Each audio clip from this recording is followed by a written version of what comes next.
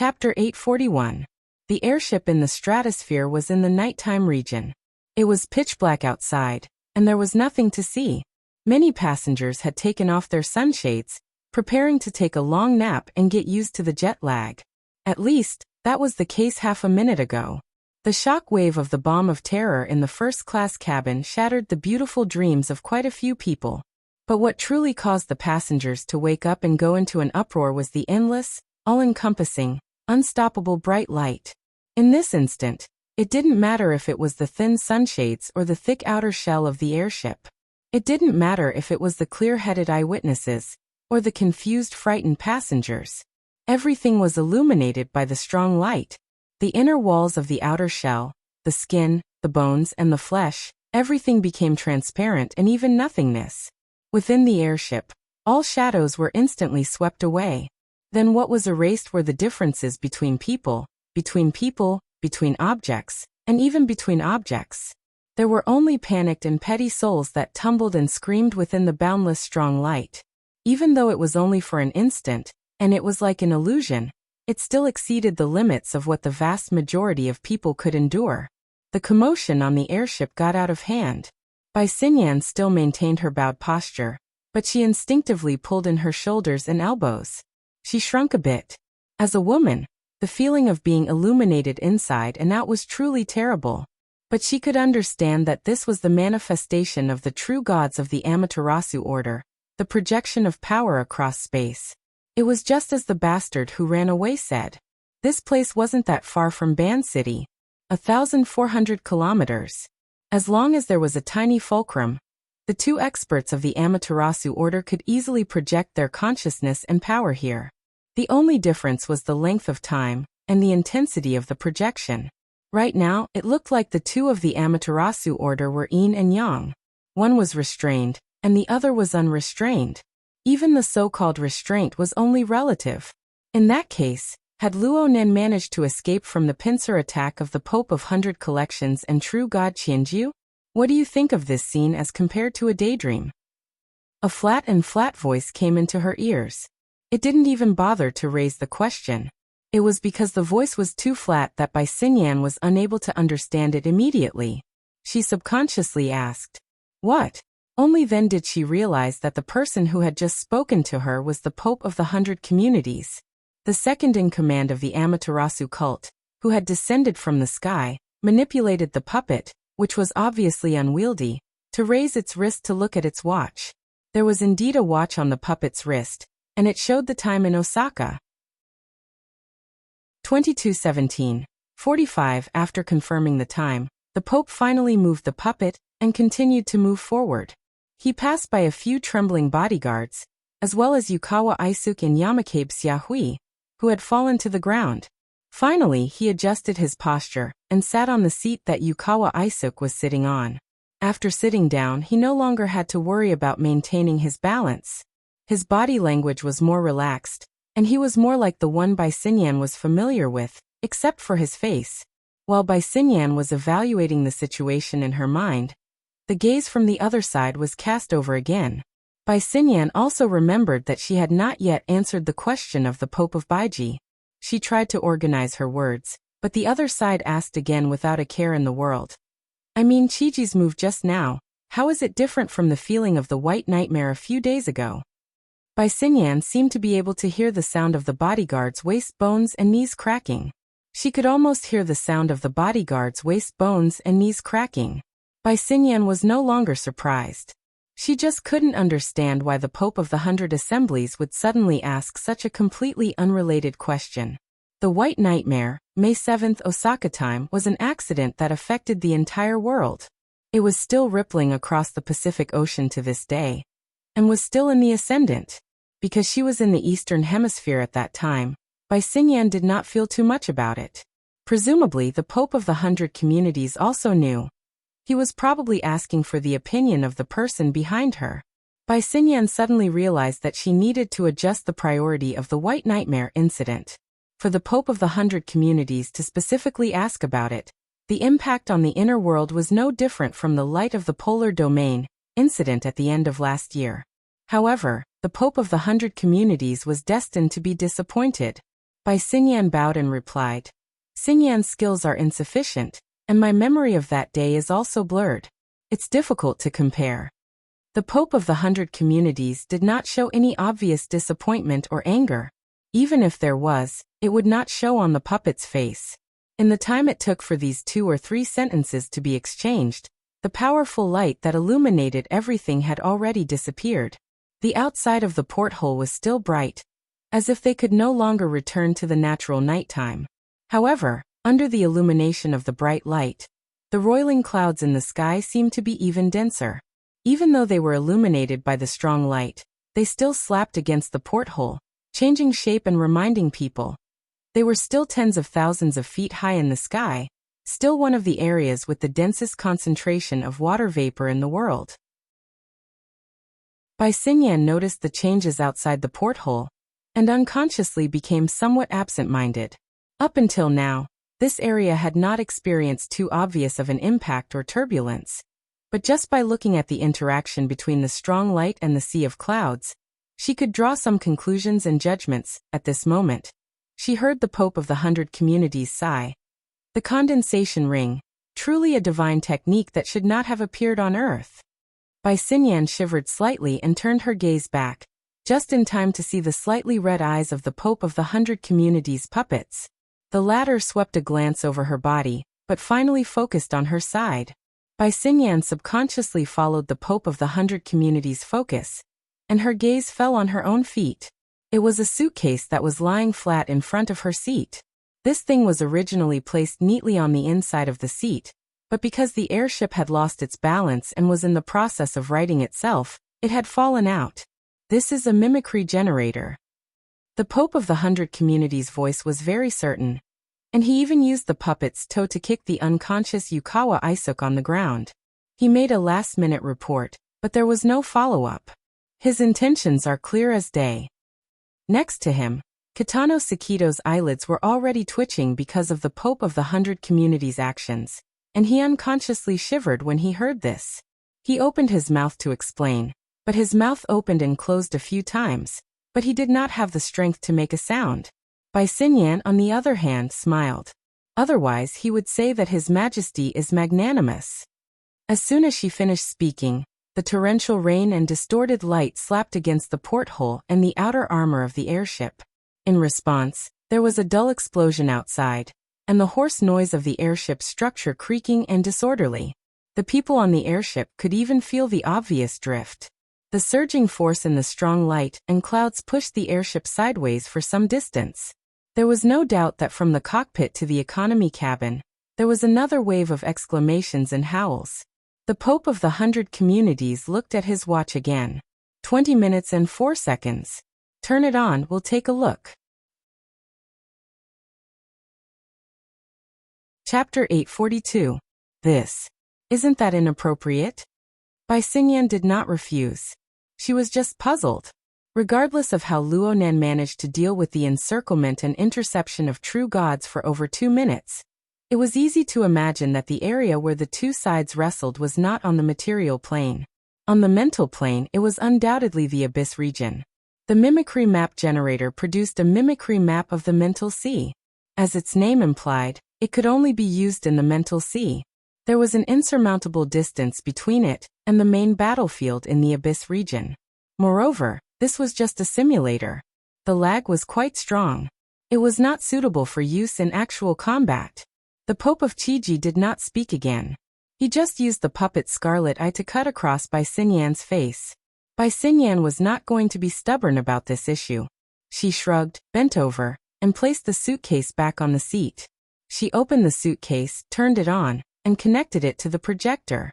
It was certainly not as effective as the one on Isuk Yukawa's private airship, but the dense bubble scene still appeared. Bai Xingyan swept her eyes over the various parameters displayed in the projection area. She spoke truthfully. The debugging will take some time. There was another part of her that she did not say. Perhaps this high-level interception battle would have ended before the debugging was completed. The Pope of Chiji still did not speak. The puppet that carried his consciousness even narrowed its eyes. It looked like it was taking a nap. Of course, it was more likely that it was sensing the situation of the battle outside the airship. Bai Xinyan's communication was fruitless. She could only settle her mind and proceed with the debugging process bit by bit. But just as she said, this was not a problem that could be solved in a minute or two. On the other hand, the curtain of intense light outside the airship grew more and more intense. Faint rumbling sounds of thunder could be heard. At first, it sounded like it was hundreds of kilometers away, but in the blink of an eye, it was within reach. It shook the airship's window until it hummed. It seemed as if it would collapse and disintegrate in the next moment. It's been over 3 minutes. Bai Xinyan paid more attention to the battle outside. At first glance, the momentum of this battle was astonishing, but in fact, in terms of intensity, it was far from the strongest. The rhythm of the explosions was intermittent, and there was a high probability that it was a chase, but once the chase started, it would be endless. Was there a limit to being a true god? Or was Luo Nen too cunning? Or perhaps, you haven't finished debugging yet? The one who spoke was Kitano Sakuto. The head bodyguard walked over quietly and spoke in a low voice. His original tough and professional demeanor was almost gone. Without the hint from the Pope of Hyakanji, Kitano Satoto would not have come here just to investigate. After all, it was just a matter of opening his mouth. Did the Pope of Hyakanji need to put on airs like this? Bai Xinyan's drifting consciousness came back. She turned around to see what was going on. However, Kitano Sukito happened to block her line of sight. She could only exchange glances with Kitano Sukito and shake her head slightly, signaling him to pay attention to the surrounding environment. At this time, the cries from the business class and economy class had vaguely spread to the upper deck. Along with the shapeless corpses and unconscious and limp bodies, it looked like a scene from the end of the world. The collective emotional state is in a mess, and the spiritual sea is in chaos. The changes are too intense.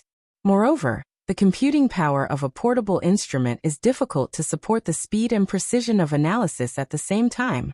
It's not suitable for actual combat.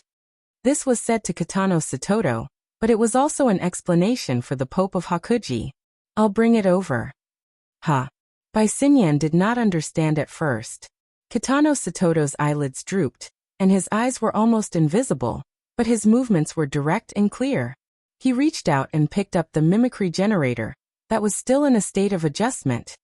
He held it up respectfully, turned around, and took 2 steps to present it to the Pope.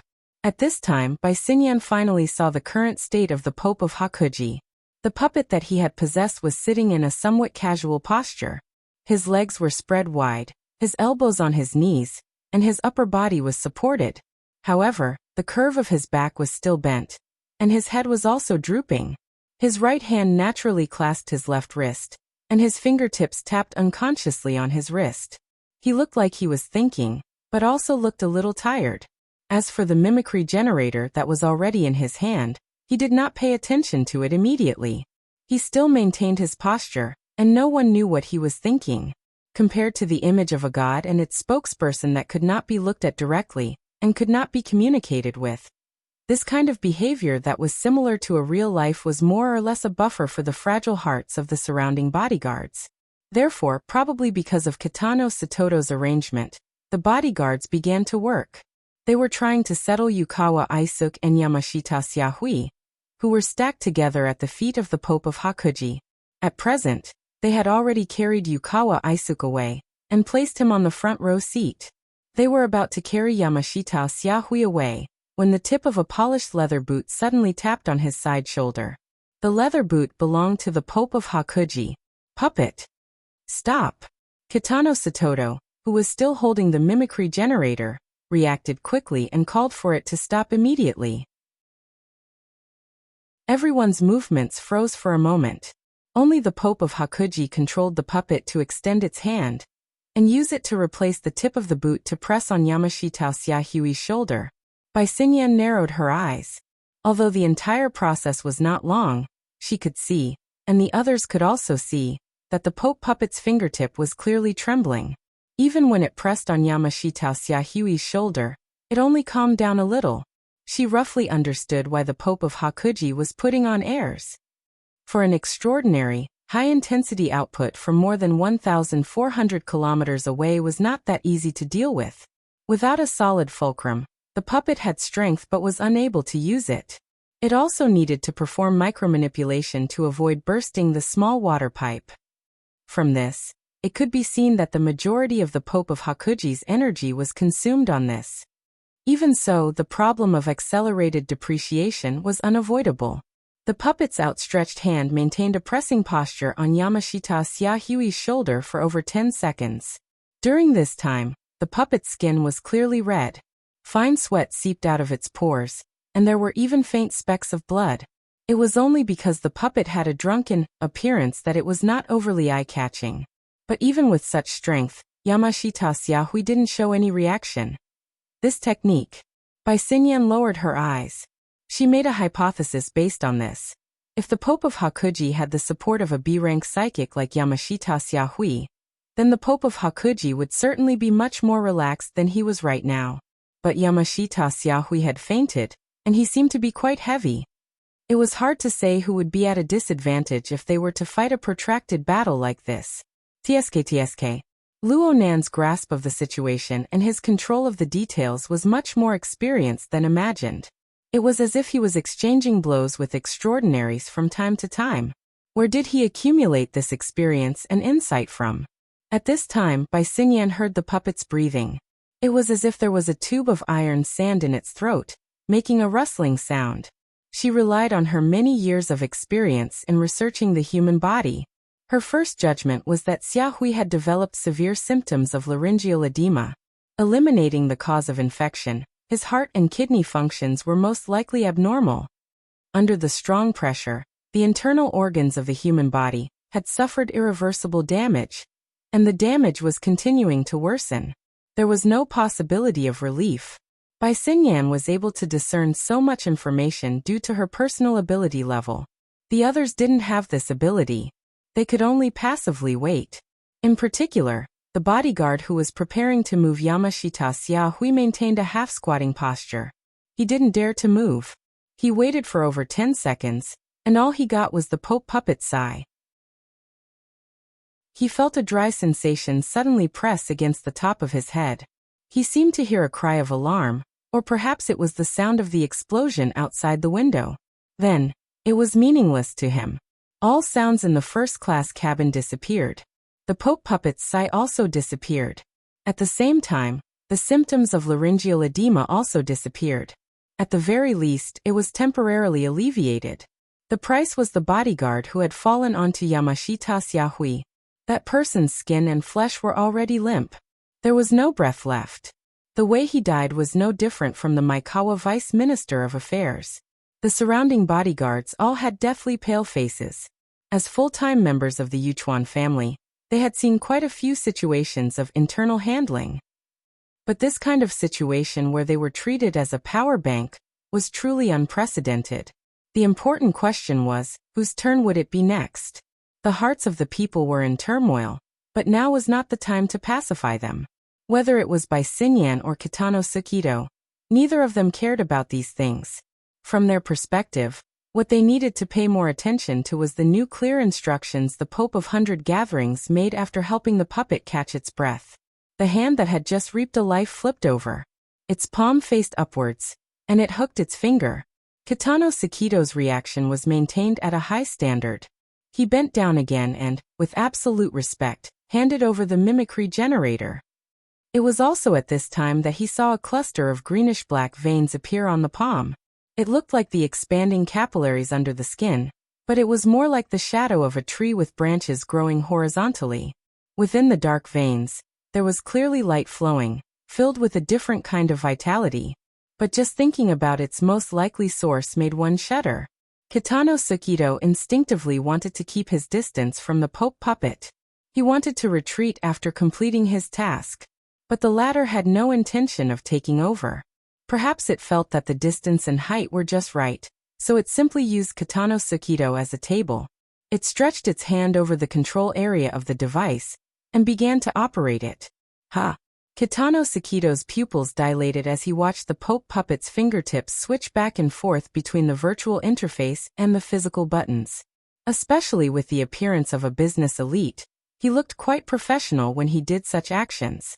But as long as one thought about the true identity, status, and image of the Pope, there was an element of absurdity in it.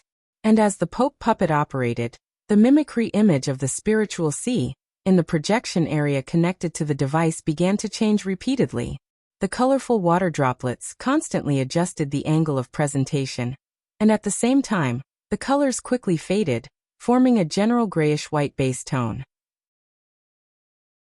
Kitano Sukido did not quite understand what this change meant. He subconsciously turned to look at Bai Xinyan, but he saw that Bai Xinyan's gaze had drifted to Yukawa Aishuk, who had just been seated in the front row. Bai Xinyan also noticed Kitano Sukido's gaze, but she had no intention of explaining. She moved her gaze away from Yukawa Aishuk and switched back and forth between the device and the projection area. She knew, and she had even explained to Yukawa Aishuk earlier, that this kind of change was a result of the repetitive spiritual waves in the surrounding area, and the changes that had already become a routine. It was presented as the regular background radiation. This was also a sign that the initial analysis of the mimicry picture had been completed. Last time in Osaka, Bai Xinyan had spent at least 20 minutes to achieve this step. Even if the sensing range was wider this time, and the processing of more data, the difference was too obvious in comparison. Bai Xinyan could confirm that this device was directly sent over from the deep blue world. It was a product of the laboratory, and it had not been put into the market. Perhaps this was the only one on Earth. Then, where did the super operating ability of the Pope of the 100 Collections come from? Was it born with knowledge?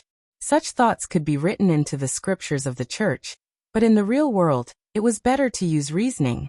From the simple background of the device, if the problem was not in the application or the circulation, then the problem could only be in the research and development stage. According to her understanding, the Apocalypse Laboratory had obtained inspiration from Luo Nan's cage theory to develop this device. They hoped to use it as a key tool to break the barriers that ordinary people had to the spiritual plane. They wanted to make it into a commercial hit and lay the foundation for the next step of their grand plan. The so-called return on investment, the small profit operation, and the like were just excuses to deal with investors like Yukawa Aishuk. As for what the grand plan was, Bai Xinyan did not know the full picture. She only heard that the laboratory attached great importance to it, and that even Li Wei was deeply involved in the research and development. But now it seemed that Li Wei was not the only one participating in the research and development.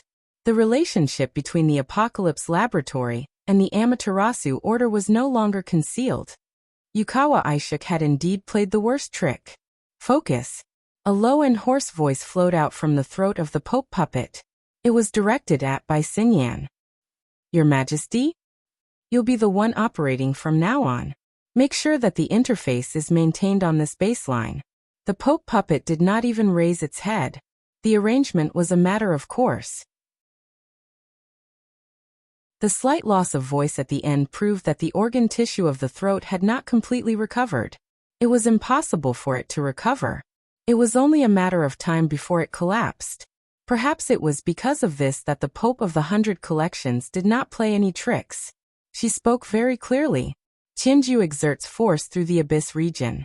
Distance isn't a problem, but it is very difficult to accurately lock onto Luo Nan. Luo Nan previously reverse-sealed the Magatama configuration, and Xia Hui on the back of the mountain, cutting off our path of descent.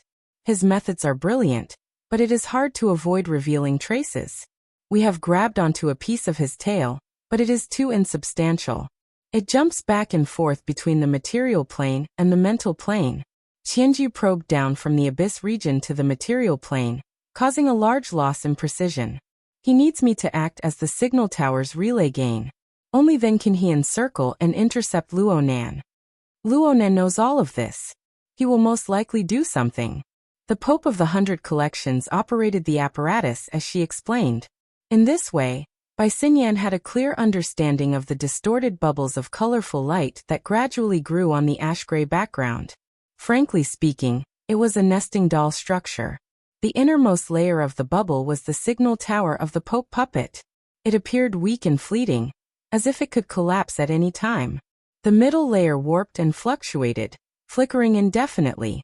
Specks of light would appear from time to time, but they did not form a shape. This was most likely the impact of the battle between the two sides. The details were no longer something that the mimicry diagram could analyze. The outermost layer was supported by a bubble. This bubble was much more stable, forming a boundary that was not a boundary. Perhaps this was the control domain of a true god's extraordinary power?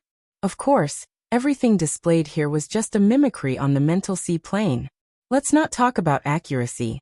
In essence, it was just the area swept by the aftermath. The main battlefield between Luo Nan and a true god was still the Abyss region. Understand? His Majesty is using himself as bait. Bai Xinyan was just being polite. The Pope had only used a pious believer puppet. It was not even an ability user. How could it be considered bait? If Luo Nan really wanted to pull the firewood out from the bottom of the cauldron, then the true unlucky ones would be them, the passengers of the airship, if there was a slight deviation in the application of power. However, this possibility was meaningless to the Pope of the 100 Collections. What he paid attention to was on a completely different level than the others. The puppet raised its head and stared at Bai Xinyan with its scarlet eyes. Protect the apparatus. Collect data. If Qianju is unable to obtain the results of the battle, this place needs to be maintained for at least 200 seconds. The mimicry generator will transmit the data to the laboratory's cloud. We need to clearly see his foundation. We need to clearly see what he's hiding behind his back. Yes. Bai Xinyan agreed. But she had a feeling that the Pope of the 100 Collections was not talking to her. Instead, he was shouting at Luo Nan, whose whereabouts were unknown within the boundless clouds. It was like a threat, but it was also like a lure. Chapter 843. Lu arrived at Luo Nan's rented studio on the dot. Even though Luo Nan hadn't had a normal work and rest schedule for several days in a row, as long as she was his personal secretary, she absolutely couldn't neglect the morning and evening work. She first pressed the intercom outside the workshop, but there was no response. Only then did she verify her fingerprint to enter. The lights of the workshop were on, and the lights and shadows of the virtual work area were fluctuating. Luo Nan sat behind the workbench with one hand supporting his cheek. His figure was frozen. He should be concentrating on his work. However, when he took 2 more steps forward and took a closer look, he discovered that the man's eyes were closed and his breathing was slow. He had actually fallen asleep while maintaining this posture. He probably couldn't take it anymore after working continuously. Lu didn't dare to wake Luo Nan up. She just scanned the workshop to see if there was anything that needed to be cleaned up. That moving shelf didn't exist before. Now it was placed in the middle of the room. It was very conspicuous. Something must have been placed there earlier. It was likely that the veteran had been here before. Lu moved the mobile rack to the corner and quietly walked to the workbench. She didn't dare to touch the tools and instruments on the stage. She could only pick up some small things and even took photos to locate them. She didn't want anything to go wrong and she couldn't recover them. It was also at this time that she glanced at the virtual work area. The picture she saw was very familiar. It was like a bottomless sea, or a storm on the surface of the sea. It was thick and colorful, and the structure was chaotic. In fact, it was made up of 2 overlapping pictures, 2 psychic diagrams. The reason why Lu was certain of this was because she had seen Luo Nan dismantle and integrate before. Moreover, most of the things she had been busy with recently came from this. It was hard for Lu to notice such a complicated and profound diagram.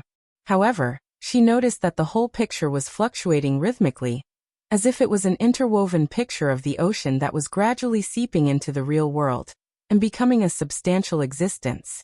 Lu was startled, but she soon realized that it might be a misconception.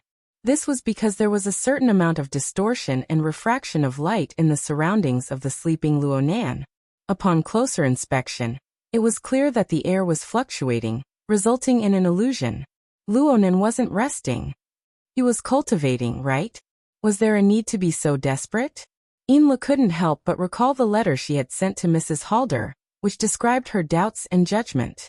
Luo Nan, this new boss of hers, had his sights set on the target. The enemy he targeted far exceeded the scope of what should have been.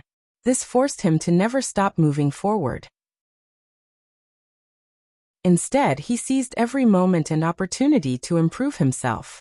He was as taut as a humming bowstring. He might shoot a deadly arrow at any time, but he might also snap on his own.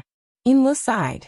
Her breath was still lingering in her mouth when a rustling sound rang out at the same time. Behind the workbench, the chair on Luo Nan's body suddenly collapsed without any warning.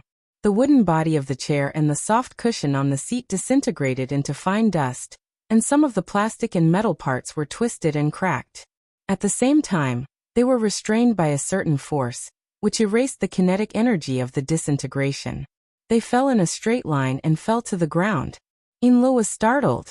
"Sir." The moment she spoke those words, she felt that there were too many similar exclamations.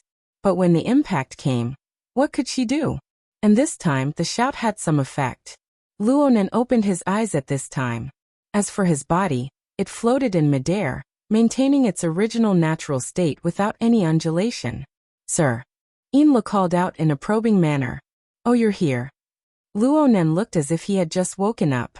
He floated in midair, unfolded his body, and stretched his waist. But his eyes were as bright as stars. He didn't have the hazy appearance of someone who had just woken up. Inlu was very curious as to what Luo Nan had been doing, but she couldn't really ask. She could only go with the flow and say, "It's almost 10:30. Sir, do you want to go back and rest?" "Oh, it doesn't matter if I rest or not. I can't stay here for now. It wasn't easy to calibrate the equipment. I might have to start all over again." "Really?" Inlu responded with her mouth, but in her mind, she thought of the fluctuating air around Luo Nan. Luo Nan's feet didn't touch the ground. His body turned a few times, and he sat on the wheelchair next to the workbench. He entered into the disabled mode, which required someone to serve him. Inli's eyes were still engraved with the image of his natural turning and turning, of his figure that didn't have the slightest trace of smoke and fire. It was unknown how much more brilliant it was than when he used the electromagnetic configuration to propel his fleshly body to float in midair. But when she thought about it in detail, only 2 weeks had passed in between. This degree of improvement. Inlu sighed silently. She consciously went behind the wheelchair and did what she needed to do. But when she exerted force, the wheelchair actually became heavy and sluggish. It didn't move at all. "What's wrong with this? I almost forgot. I can't take a car in my current situation. Let's walk back." "What's your situation?" Inlu finally found the opportunity to seek knowledge and dispel her doubts. She subconsciously made a guess. "Did you have another breakthrough in your cultivation?" "Nope. I was just playing a game. You can't take it seriously."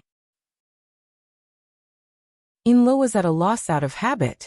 The wheelchair beneath Luo Nan didn't need her to exert force at this time. It automatically moved forward and left the room. Inlu hurried to catch up. She could confirm that this wasn't the work of the motor built into the wheelchair. Luo Nan ignored the commercial car parked outside after leaving the workshop. He directly controlled the wheelchair to move forward. Inlu arranged for the driver to go ahead first. She walked with small steps in her high heels. She followed behind him with clattering sounds. It was close to midnight in the Ping Trade Market. Even in the central area, there were very few pedestrians. The streets were empty, looking quite refreshing. But Luo Nan said, "How impatient." He narrowed his eyes as he spoke. A portion of the soul cloak spread out for thousands of kilometers. Tens of thousands of kilometers. Hot bubbles bulged out from the intense light and high temperature. It was like a blazing furnace, roasting the slight fishy smell of the clouds and sea into a complex sensory stimulation. It was transmitted over a distance of 1,500 kilometers. He sensed it, experienced it, and responded to it. Of course, it was just as Luo Nan said. This series of senses was more like the stimulation of a virtual game, and it was a low degree of simulation. It was a bit like the déjà vu of an external neuron taking an offline test. He wasn't even as nervous as he was back then. If he didn't pass the test, he would most likely be in big trouble. Right now, the soul cloak was restraining and resisting him. He was playing hide and seek with a true god in the abyssal region. He arranged a few configurations within the clouds and watched them live and die. He didn't care much about winning or losing. It was just like the Pope of 100 Collections, who claimed to use her body as bait. What tense situation. It was all just talk. How could he be taken seriously? Well, for Bai Xingyan and the other people involved, this wasn't wrong. Only Luonan wouldn't. He couldn't do this.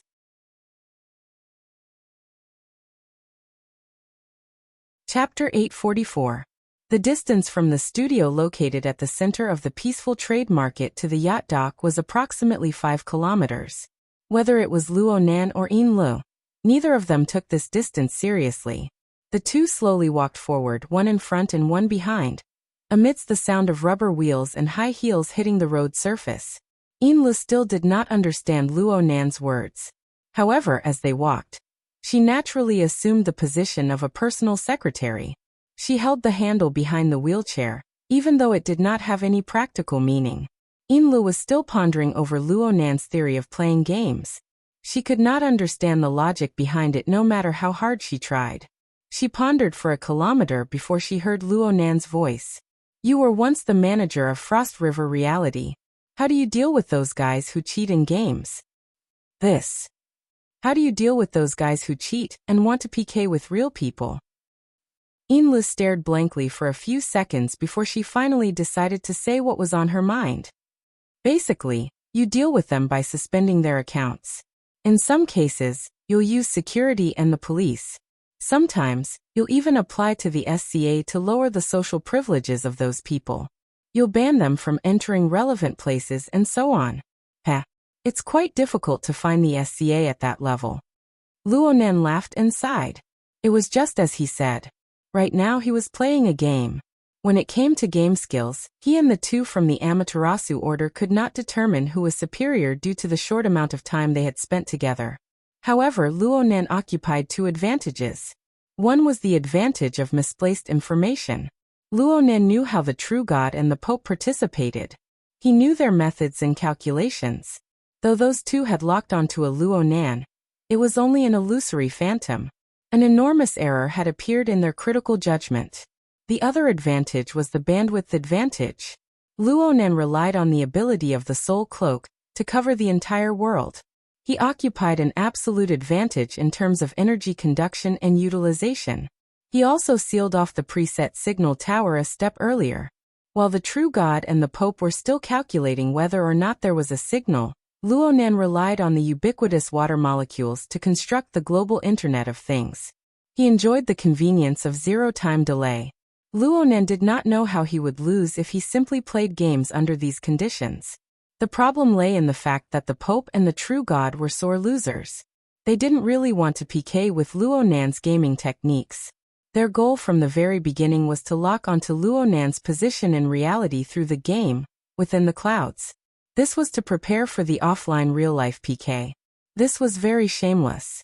From Luonan's perspective, it didn't matter whether he won or lost the game.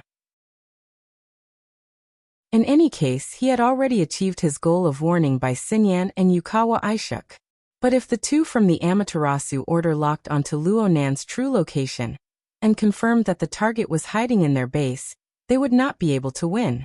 Lu and Snake Tongue, who were by Luonan's side, as well as Old Hand and the group of vagrants who had a close relationship with Luonan's grandfather, would most likely not be able to survive once the conflict erupted. From another point of view, the reason why the true gods and the Pope still had some misgivings in their headquarters, Ban City, and had to travel over 1,000 kilometers to verify their findings was also because of the existence of the source of interference. In their eyes, there should be a difference between Luonan and the source of interference, especially since Luonan was following closely behind the airship. The influence of the space-time interference still existed in Ban City. This was more or less a new piece of evidence. At the very least, they did not think that there was no human figure riding a devil ray running and hiding in the hazy sea and sky 1,500 kilometers away. Even if they had their suspicions, they still needed further confirmation. With this analysis, the things Luonan needed to do were quite clear. He needed to maintain his advantage. He needed to interfere with the verification methods of the true god and the Pope. He needed to let the existing misunderstanding continue to exist. It would be best if he stayed away from reality and created layers of confusion. He needed to lure the two off topic and have some fear. Of course, he absolutely could not overreach himself and allow the other side to grab hold of his weakness. Luonan was very cautious. It was true that he occupied a certain information advantage, but ultimately, he was not sure what the two from the Amaterasu order were basing their judgment on. He did not know where they came from, especially the true god who had run back to Ban City after screaming out that his soul had been magnetized. His understanding of the situation definitely exceeded the scope of normal Earth knowledge. Luonan wanted to think things over carefully, but this was not something he was good at. He could not find anyone to advise him. The conversation with Enlu just now was just a joke to adjust his mood. This was the result of stuffing a belly full of secrets. Luckily, the conversation between the Pope and Bai Xinyan gave Luo Nan an opening to take advantage of the situation. Didn't they say that I was nearby? Then I'll be nearby. He would not be able to hide it sooner or later if he just fooled around in the air. He needed to add a bit more to it. During the night stroll, Luonan carefully combed through his thoughts in his mind. He roughly sorted out the required configuration design. Then he extended his hand and waved behind him. You still have the one I gave you last time, right? Huh. Enlu, who had been stunned by Luonan's question, instantly became nervous. Mister, which one are you talking about? It's that fish.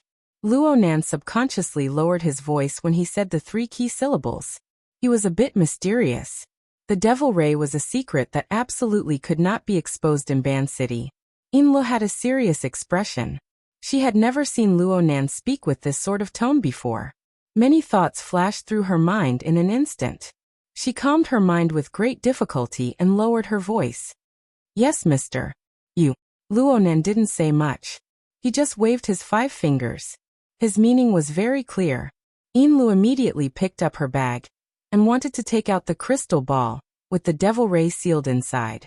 But her vigilant mentality made her remember something. She hesitated for a moment before handing over the entire purse. Her body leaned forward, and her lips nearly stuck to Luonan's ear as she apologized. I'll have to trouble mister to take a look. Don't take it out for now. I've had a lot of eyes these past 2 days. Oh, that's right. The Deep Blue Walker Squadron, which was his yacht's neighbor, had put in quite a bit of effort these past few days. It was a bit better in the studio, but in a public place, there might be several surveillance cameras pointing at them. It's too early to talk about this. Luonan reflected on himself for a moment. He readily followed the advice and opened the purse to search for his target. From his perspective, the lady's purse was more or less a small maze.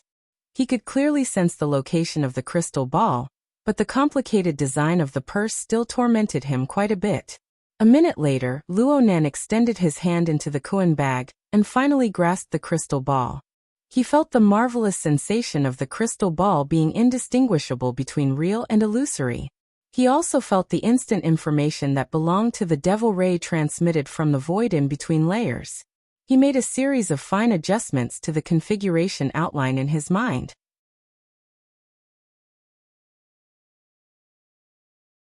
Chapter 845. What are these B****stards doing? Captain Jimmy crossed his arms in front of his chest and subconsciously tapped his feet. The rapid rhythm reflected his current terrible mood. At this time he was supposed to be preparing for tonight's operation, but an unexpected incident had ruined all his preparations. The surveillance resources that had been fully activated had been reduced to something akin to catching an adulterer in the act. For the time being, no one could give him a response. From his deputy, Mendez, to the surrounding members of the action team, and the SCA officials who had just rushed over to work overtime, but were proven to be a waste of time. They all averted their gazes to avoid the unfortunate incident. 2 minutes ago, a video from an intercontinental passenger airship began to spread on the internet. The suspected terrorist attack that happened in the first-class cabin of the airship was recorded from different angles by many witnesses, posted on different social media accounts, and linked with big data. It began to rapidly accumulate views and influence. Until now, there was still no clear explanation for the incident. In fact, Even if a nuclear bomb exploded on the airship, Captain Jimmy would not care. The key problem was that Bai Xinyan, who was at the last point of the parallel approval process, was in the area where the incident occurred, and there was still no news of her. The operation approval process was once again stuck. Captain Jimmy felt like he was tripped. It did not hurt him, but it was very depressing. The mission against the remnants of the Soul Cult was actually not difficult, nor was it urgent or challenging. The reason why Captain Jimmy could not forget about it was largely because he wanted to compete with Bai Xinyan. He did not deny this. He finally had the opportunity to use the situation and the procedure to force Bai Xinyan to yield. Victory was in sight, but something like this happened. What kind of luck did Bai Xinyan have? Whether it was reasonable or not, that was what Captain Jimmy thought in his heart. The procedure went into a standstill again. Captain Jimmy had no choice but to pay attention to the development of the incident and try to learn the truth from the higher-ups. At the same time, he diverted some attention to the B***starred couple on the street. No matter what, these two were the people who had the most contact with the target, the veteran Shouxiong and the other vagrants. In other words, they were also suspects. Even if they had the blood flame order behind them, Captain Jimmy kicked the chair under the intelligence officers, but tried to make his subordinates nervous again. Give me the plan. The one numbered A7. To deal with indirect suspects like Mr. Mo, whose background was clear but whose identity was unknown, the operation team also had a contingency plan. When the captain had nothing to do, he could go on a vacation. The bitter intelligence and staff officers could only crawl on the grid and write plans to satisfy the captain's desire to dominate. Jimmy, let's wait for the news. Seeing Captain Jimmy's behavior, Mender knew that Captain Jimmy wanted to take a different approach. Therefore, he tried to dissuade him. There should be a result on the airship soon. I'm just waiting and making preparations. In front of his subordinates, Captain Jimmy maintained the dignity of a supervisor. Even if the procedure is completed and we start to move, from the close contact between this adulterous couple and Shouxiong, there is a high chance that they will interfere. Look, that woman is on the phone, talking to her lover. Boy, show me the surveillance records from the past few days. The last sentence was again addressed to the intelligence clerk. While retrieving the information, Captain Jimmy said to the SCA's Minister O'Hara, "It would be perfect if we could get their phone records." Minister O'Hara's mouth twitched, but he didn't respond to Captain Jimmy's words and actions that violated the law. He could only pretend that he was deaf and mute. Captain Jimmy didn't force him further. Now wasn't the time to be serious. He only compared the surveillance records to find evidence for himself. From the surveillance records, our technical maniac, Mr. Mo, has been working hard in the studio for the past few days. Why couldn't he stay there tonight? Oh, and the big news on the airship just happened. All right, Captain Jimmy's every word exuded an aura of looking for trouble. This was already the consensus of everyone present, but no one dared to point it out. Captain Jimmy, on the other hand, felt good about it, so his words became more and more outrageous. This Mr. Mo, T-City still hasn't found an accurate explanation for why the Blood Flame Order's deputy high priest is so willing to be submissive. Is he actually Lady Halder's lover? Or is he the result of that person's sex change? Cough cough. With outsiders around, Dor didn't want to speak carelessly and leave something that could be used against him.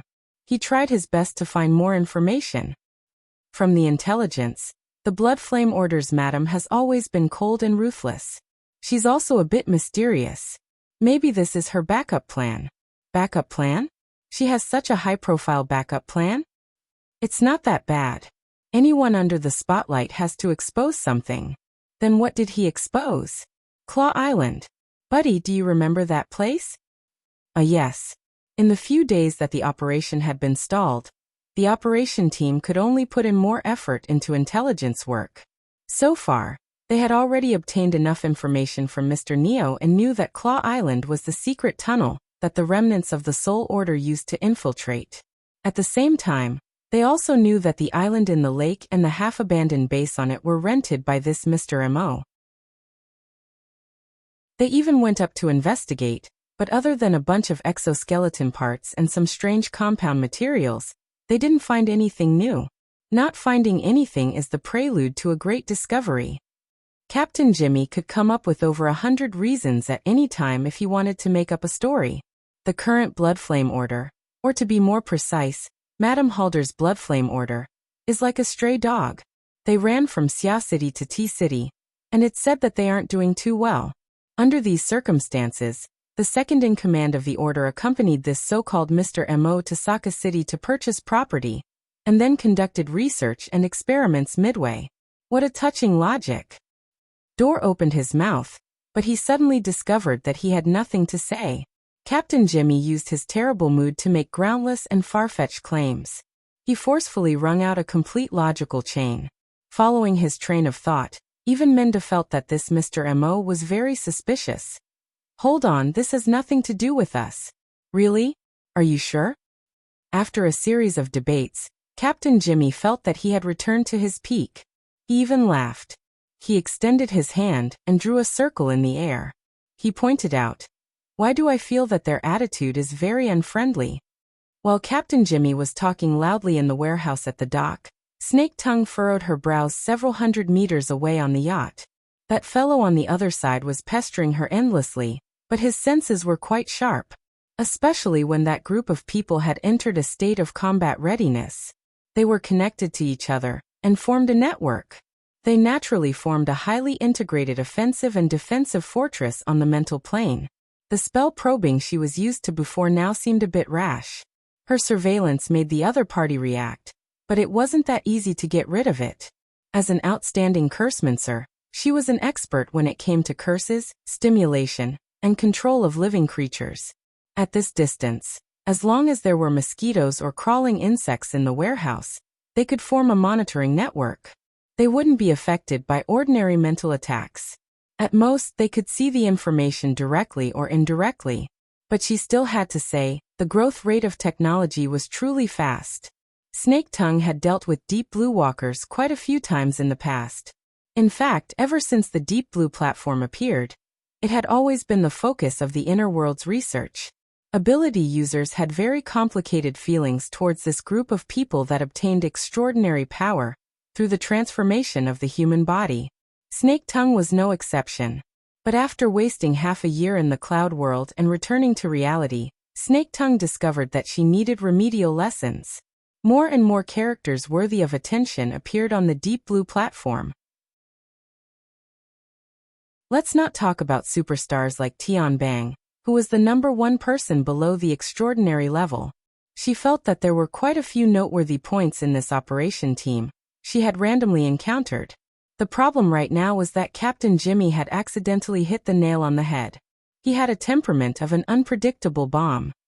Luonen might not like this news. Inli's call came in just as she was thinking. There weren't any pleasantries. She just wanted to remind her that Luonan would soon return to the yacht, and that she needed to pay attention to matters during this time. It looked like the situation was quite urgent. Halfway through the conversation, Luonan became the one speaking. "Your Excellency." Snake Tongue's attitude immediately changed subtly. She carefully memorized the instructions and repeated them before responding. "Hey, I understand." Snake Tongue immediately got up when the call ended and headed to the yacht's storage area.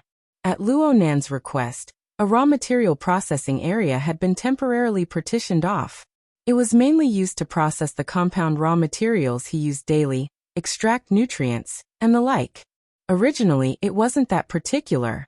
But in the past 2 days, it seemed that he had obtained a series of pre-processing techniques from an expert that could effectively increase his usage efficiency. Snake Tongue was a cursemancer. She was quite accomplished in the field of pharmacology, so she took over this heavy responsibility. She provided Luonan with the rough processing materials he needed for his experiments every day. It was said that these materials were used to make something like a sarcolemma. As she passed by the outer deck, she saw the commercial vehicle that had returned to the dock at Li's request turn around to pick up Luonan. The capricious orders were clearly controlled by Luonan's flickering inspiration. In fact, the yacht, which had already entered a half-resting state, became active once more under Luonan's will. The crew ran up and down, taking their respective positions. Snake Tongue had just finished preparing the materials she had accumulated over the past few days in the storage area when she heard the low hum of an electric motor. This was proof that Luo Nan had already arrived at the dock. Afterwards, the yacht would temporarily take him away from this densely populated area and into the depths of North Mountain Lake.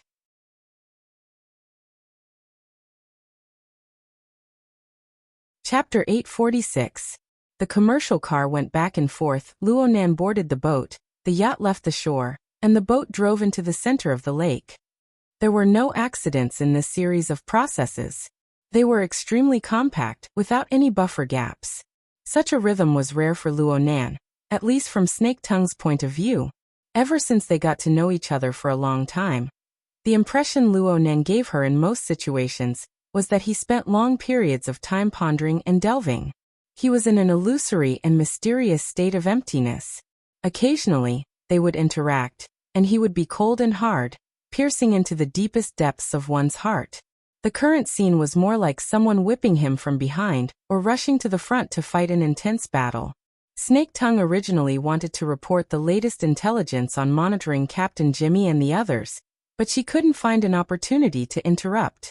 After Luo Nan boarded the yacht, he went directly to the warehouse area. He checked the raw materials provided by Snake Tongue and confirmed that they were sufficient. He didn't say anything, but a layer of smoke spread out from his body. The temporarily separated warehouse area wasn't that big. Whether it was Snake Tongue or Yin Lu, they were soon enveloped by the smoke. Their figures became hazy and indistinct. What was this? Yin Lu turned her head in shock, wanting to communicate with Snake Tongue. However, the two lacked tacit understanding in the end. Snake Tongue didn't pay attention to Yin Lu. She just silently watched the roiling smoke beside her, as well as the more detailed components within. Snake Tongue wasn't able to discern too many details because her psychic senses were greatly restricted within this smoke. And the more she delved into the details, the more fuzzy her probing mental senses became. It was as if countless fine blades were sliced into pieces and scattered randomly. They were turned upside down and confused. In the end, she simply doubted her usual self-logic. This feeling was terrible. More importantly, it stimulated Snake Tongue. It made her remember that she had vaguely experienced this scene before.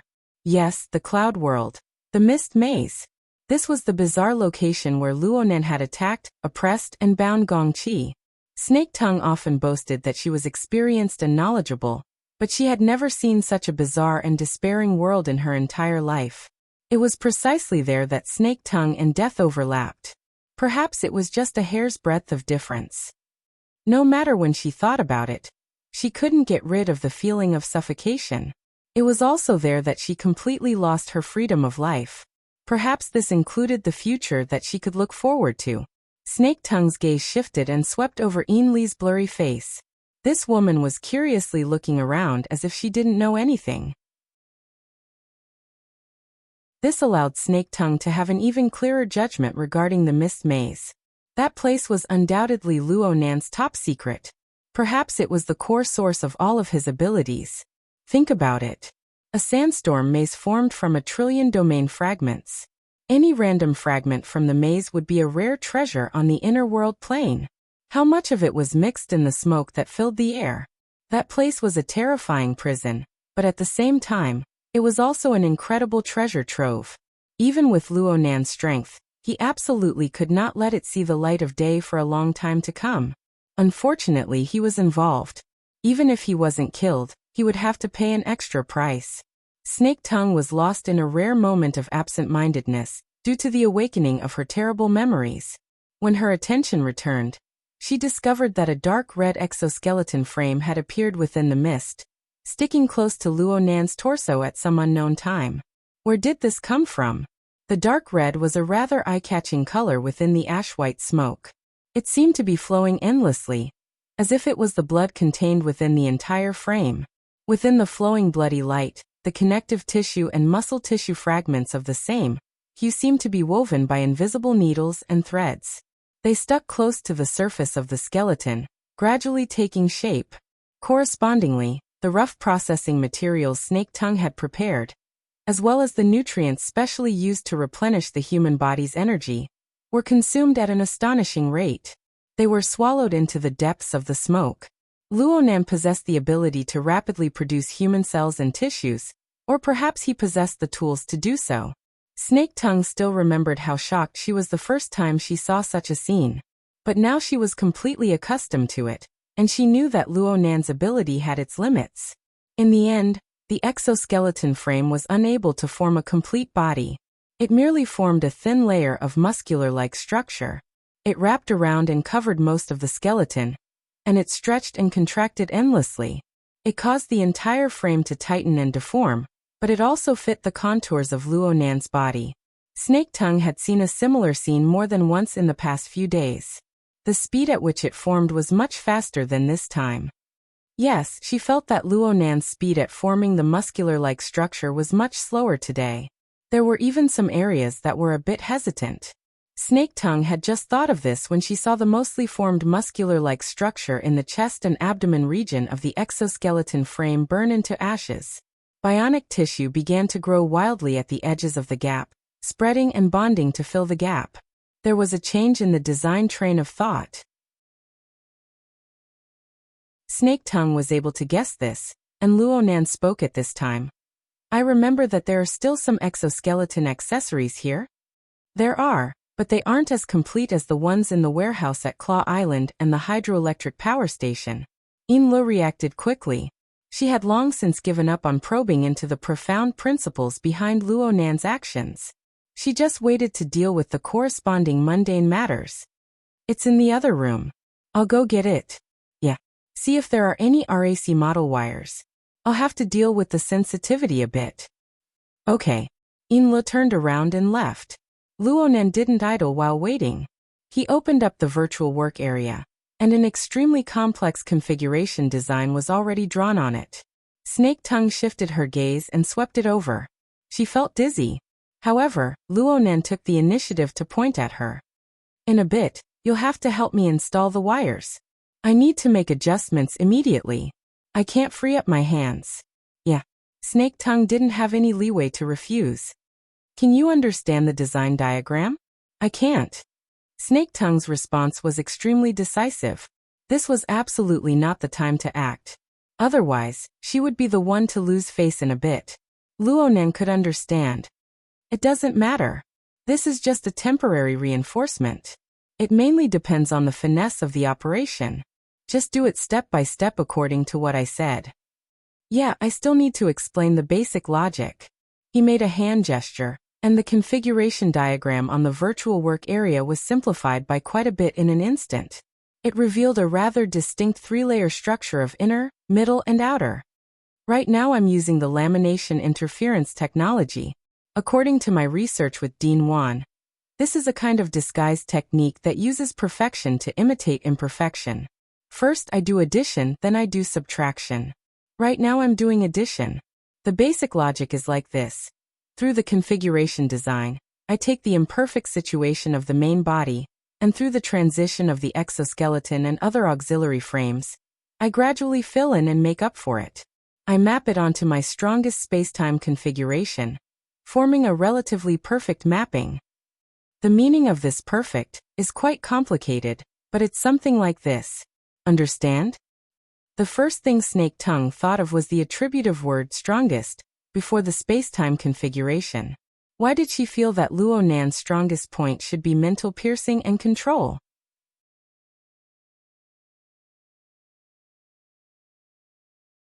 Chapter 847. The victim's abdomen was meaningless. Snake Tongue cleared her distracting thoughts, and her line of sight pierced through the pervasive smoke. She saw that this blurry area still had certain restrictions. After eliminating the influence of obstacles, a relatively complete circle appeared on the whole. She vaguely understood Luonan's meaning.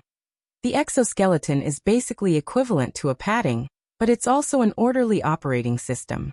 It filled in the abilities that the body didn't have, and increased the power that the body didn't have.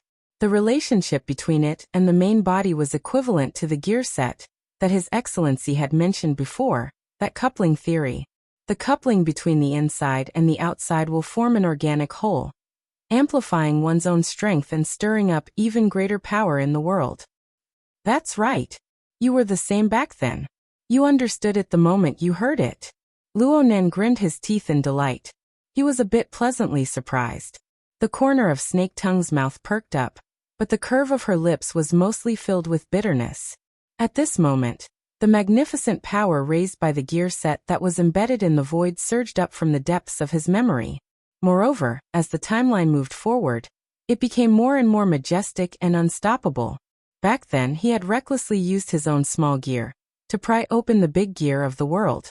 Today, just his existence alone was already a marvel of the world, unfathomable and unattainable. Such a change only took the time of a nightmare in the cloud world. Perhaps this change itself was a nightmare. At this moment, Inlo came in with the metal box containing the wires. Sir, she paused halfway through her words. Her gaze shifted between Luonan's and Snake Tongue's faces. She paused for about a second before she opened the case and displayed the relevant equipment. The RAC wire is here. Luonan nodded slightly. He wasn't in a hurry to get into action. Instead, he continued to communicate with Snake Tongue about the corresponding concepts.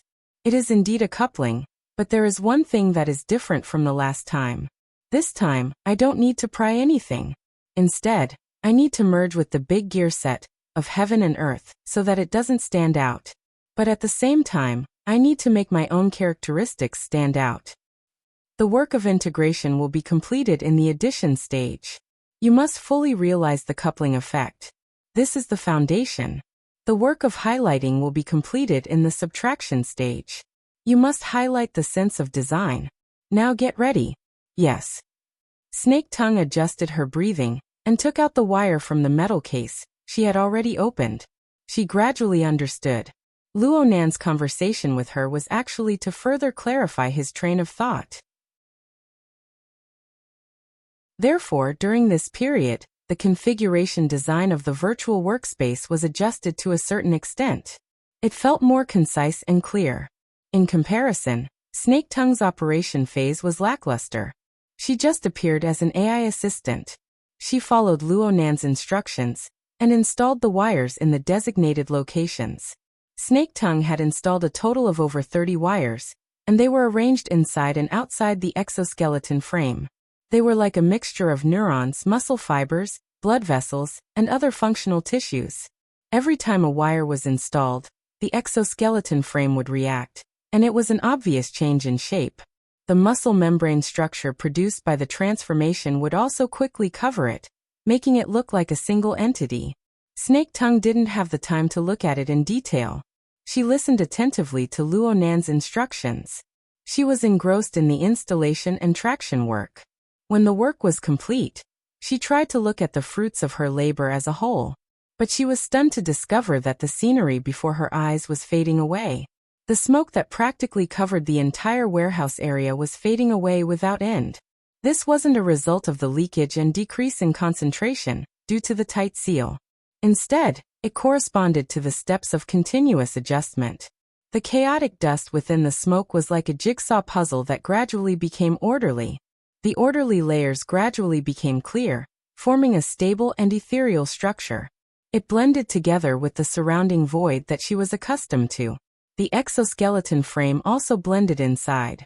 Within the fading smoke, the dark infrared exoskeleton, which had just pulled the wires and wrapped the muscle membrane, seemed to have been rubbed by an eraser. Its structure, color, and even substance all became faint and fuzzy. Then it disappeared one by one until it was completely hidden. In the end, only Luonan's figure remained in the middle of the warehouse area. He stood there quietly with his head slightly lowered. It seemed that he was pondering something. The smoke, the exoskeleton, and all the corresponding scenes were like an illusion. However, one only needed to see that the vast majority of the compound raw material reserves had been consumed and the empty metal case in Inli's hands. Luonan knew that everything that had just happened was true without a doubt. Snake Tongue thought of Luonan's words from a few minutes ago. The large gear set that wanted to merge with heaven and earth. The merging was quite thorough. As for how Luonan was able to accomplish this, Snake Tongue really couldn't guess. The operation of this round far exceeded the scope of her knowledge structure. Snake Tongue was stunned, and Inli's reaction was even greater. She blurted out a question. Is it done? A portion. I still need to test it. Luonan flexed and extended his 10 fingers as he spoke. After confirming that his movements were unhindered, he reached out to touch his face. With a slight movement, a smoke-like layer of fine muslin was peeled off. His facial features underwent a subtle change. Snake Tongue and Yin Lu suddenly came to a realization. Luonan had been using the identity of Mr. Mo for the past few days. His facial features had been modified by the muslin of invisibility. However, after interacting with him for a long time, his unique characteristics had unwittingly caused them to overlook the difference in appearance. From this angle, the disguise was quite a failure. Luonan didn't care about the thoughts of others. He used his fingertips to twirl the muslin in his hand, experiencing the marvelous state that existed between the virtual and the real. Then he tossed it up. Snake Tongue and Yin Li's attention naturally gathered over. The muslin of invisibility was practically weightless due to its special material properties. It easily broke free of gravity. It was like smoke or mist, stretching, shifting, and bobbing up and down in the air. Soon a dozen seconds passed, but nothing happened. Another dozen seconds passed. Luonan's face was expressionless as he extended his hand and took off the muslin of invisibility. Yin Lu, who had been a chatterbox before, instantly felt extremely embarrassed. Luonan didn't say a word. He continued to twirl the muslin with his fingertips, searching for the feeling. The muslin of invisibility was a product of lamination interference technology, but it wasn't the core item. Instead, it was a kind of extension product. It wasn't a natural material. Instead, it underwent the effects of the so-called lamination interference spirit core. It underwent a transformation of quality and energy over the years, absorbing special particles from the outside world to weave itself into a strange object. The lamination interference spirit core was like a shuttle. As long as it existed, it would simultaneously accumulate and weave on both the material and mental planes, endlessly expanding the scale of the muslin of invisibility. It would also memorize a few commonly used patterns, making it easier to realize concealment and camouflage.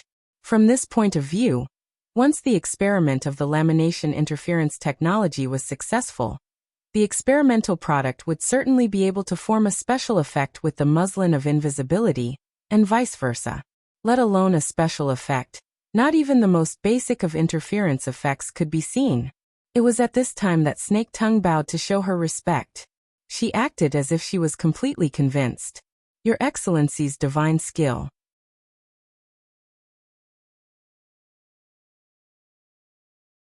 Chapter 848. Luonan didn't show any joy toward Snake Tongue's praise. He continued to twirl the muslin and responded calmly. It can be considered a success, but the design of the spirit core is still a bit lacking. What are they talking about? Yin Lu was confused. In terms of cultivation, she and Luonan really didn't have much of a tacit understanding. She was able to accept this fact, but right now, she was completely excluded from Luonan and Snake Tongue's small circle. She felt far too uncomfortable. Taking a deep breath, Yin Lu adjusted her state of mind and used the most honest method to participate. Sir, what did you just do? Examine the interference effect between the constructed gear set and the outside world. Luonan chose Snake Tongue's description, and the source came from himself. Seeing Yin Li's blank expression, he explained a little more. I hope to achieve 2 effects. Oh, it should be 3 effects.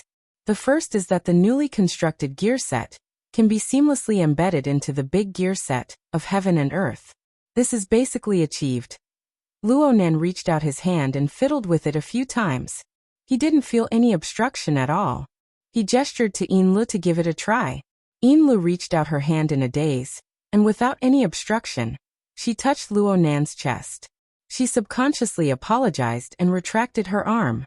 However, she bumped into something along the way and her arm was locked down by a solid object, rendering her unable to move.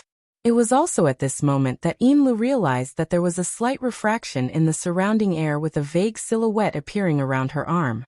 Exoskeleton? This is invisibility. No, it's a void layer. Yin Lu immediately thought of the crystal ball in her bag and the devil ray swimming in it. More or less, The demonstrative clamp was released, and the exoskeleton frame was embedded back into the sandwich domain. Luonan nodded slightly. This is my strong suit, and it's the best state I can reach right now. Unfortunately, the second effect wasn't realized, the connection with the invisible yarn. This means that there are still flaws in the design of the spirit core. Inla didn't really understand this part, but she finally had a vague idea. She didn't delve into the details and continued to ask, then the third effect is, the game character logs into the internet. Oh, it's long-distance mapping. We still have to try it out. Inli's cognitive network almost broke again. She was stunned for 2 seconds before continuing. Long distance? How far is it? Before Luonan could reply, the latest news came from the intelligence channel.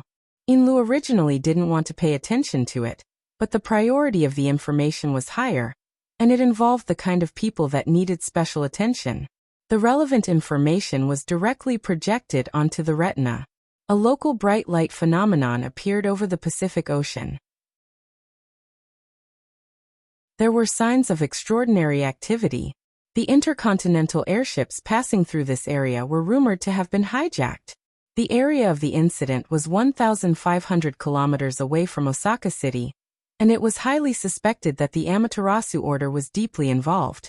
And at this time, Luonan clearly responded, it should be at least 1,400–500 kilometers. Inli's body trembled. At the same time, she could feel Snake Tongue suddenly raise her head from the side. Her gaze focused on Luonan's face. Luonan saw that Inla didn't have any new questions, so he turned his attention back to the work in front of him. He frowned slightly. I've delayed things a bit. It's impossible to be perfect, Mr. My lord. Inlo and Snake Tongue spoke at the same time. They instantly exchanged glances, but this time neither of them had any intention of declining modestly. That airship. The Deep Blue operation team at the warehouse has been affected by the airship incident, and their operations have come to a halt. However, that Captain Jimmy has a few unfavorable associations with us. The importance of the information on both sides, including the depth involved, was different from the very beginning. Inlu unconsciously stopped talking and gave way to Snake Tongue. Luonan's gaze also pointed over there. Oh. Speaking of which, be it Snake Tongue or Inlu, they weren't too sure about Luonan's degree of involvement in the airship incident. But right now, just by looking at his reaction to the word airship, there was no longer any doubt. Snake Tongue's expression could still be considered calm, but the speed of her heartbeat had unwittingly increased by a level compared to a few seconds ago. Right now, she finally understood the severity of the situation behind Luonan's series of actions. Therefore, she used the most concise and accurate words to summarize Captain Jimmy's nonsense once. Then she expressed her own opinion. With Captain Jimmy's restless mood, it's very likely that he will make a rash move. If Master's current focus of attention is placed far away, we need to prepare a response plan as much as possible in advance. We can't let it become a negative interference. Snake Tongue had already spoken quite bluntly. At the very least, Inlu understood tacitly. If Luonan really wanted to compete with the major powers of the Amaterasu order 1,500 kilometers away, then let's not talk about how he was going to accomplish this. As the rear, absolutely no problems could happen to Ban City. Even in normal times, this would be a very troublesome matter, let alone now. Snake Tongue and Inla both looked at Luonan's reaction. Indeed, Luonan furrowed his brows. Don't tell me we have to have two characters? This is a bit difficult. Let's deal with the airship first. Could they deal with the other side as well? Even Snake Tongue's level of understanding wasn't enough. On the other hand, Inla finally had the leeway to use her brain when it came to mundane matters. She quickly said, I'll immediately contact D-City's side and the boss's side. I'll tell them about Mr. Mo's identity. It'll be good if we can interfere with them a bit. As for Mr. M.O., she hesitated for a moment before speaking. Can we first leave the yacht? Temporarily avoid contact with them, just like 10 days ago. Inlu made the connection to Luonan's mysterious and possibly world-shaking operation last time. It also began with leaving the yacht. We really do need to leave. What Inlu said was already within Luonan's plans. Since she mentioned it, he didn't say anything more. He simply waved his hand. You guys keep an eye on this side. I'll go greet True God and the Pope. If things go smoothly, it shouldn't take too long. Yes. Ha. Enlil suddenly froze on the spot, and Snake Tongue wasn't any better. Luonan was truly straightforward and efficient. He simply turned around and headed outside after speaking. The warehouse's exit wasn't in front of him, but the sealed cabin wall of the yacht. The scene of the yacht's cabin wall being torn apart 10 days ago instantly flashed in Enlil's mind. She subconsciously opened her mouth, but before she could speak, she saw Luonan's figure pass through the rack of materials in front of the cabin wall like a phantom. He also passed through the thick cabin wall itself. There were no changes to the scene before him. The only thing missing was the living person.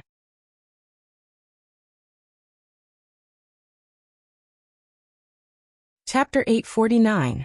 Luonan walked at the bottom of Beishan Lake. To put it more accurately, he rode a self-made bubble to shuttle through the structure of space and time at the bottom of Beishan Lake.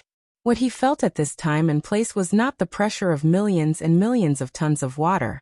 Instead, it was the vast and boundless acceptance and rejection of the local structure of space and time that was hard to describe. Luonan slightly altered the old-fashioned analogy that Snake Tongue used. He was a temporary creation, a mutated gear set. He wanted to change his original role.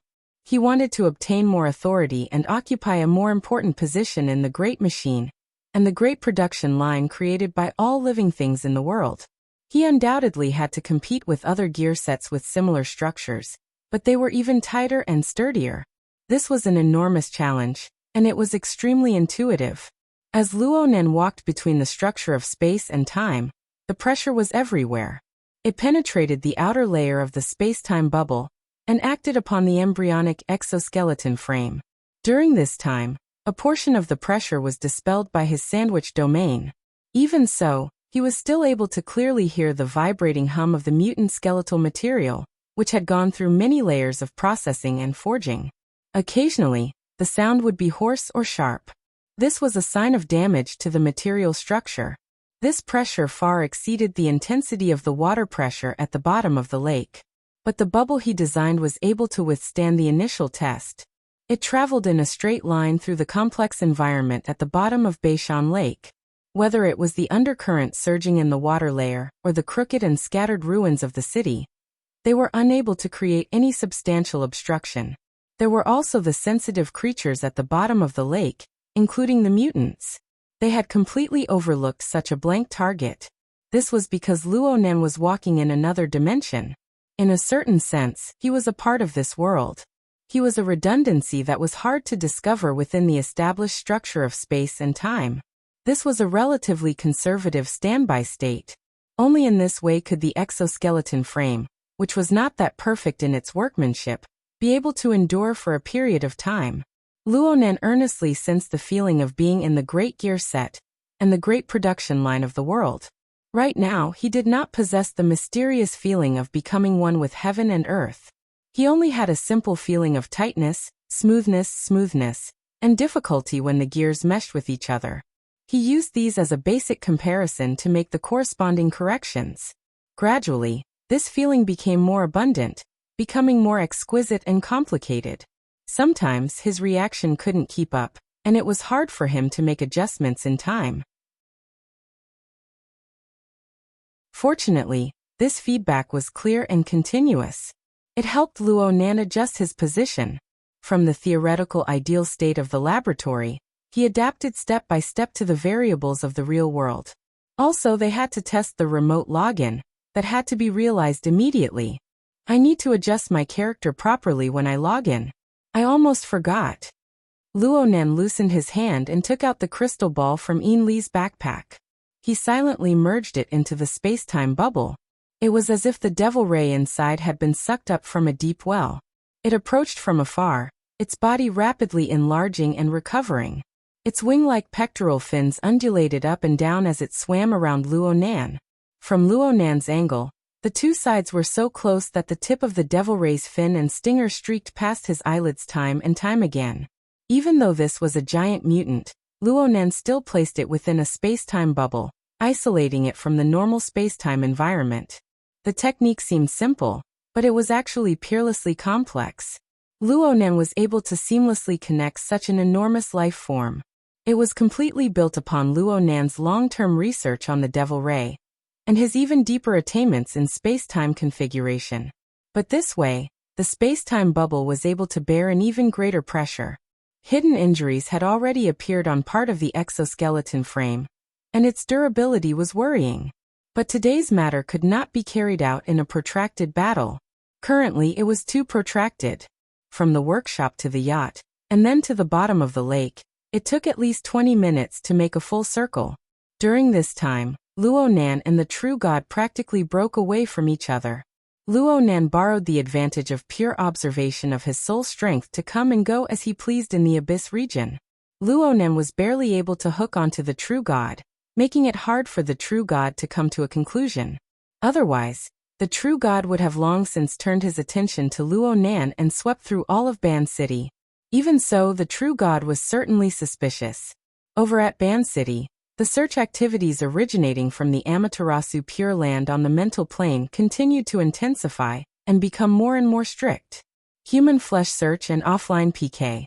This was the fundamental train of thought of the true god and the Pope. This matter could happen anywhere, but it could not happen in Ban City. Luo Nan narrowed his eyes slightly. His gaze pierced through the barrier of the void and the rippling waves of water. In a trance, he saw a similar environment 1,500 kilometers away. It was also below the surface of the water, but it was nearly 100 meters deep at the bottom of the sea. Luo Nan chose this sort of environment to be the novice village for his new character to log online. To put it bluntly, it was the place where the space-time bubble would begin its remote mapping.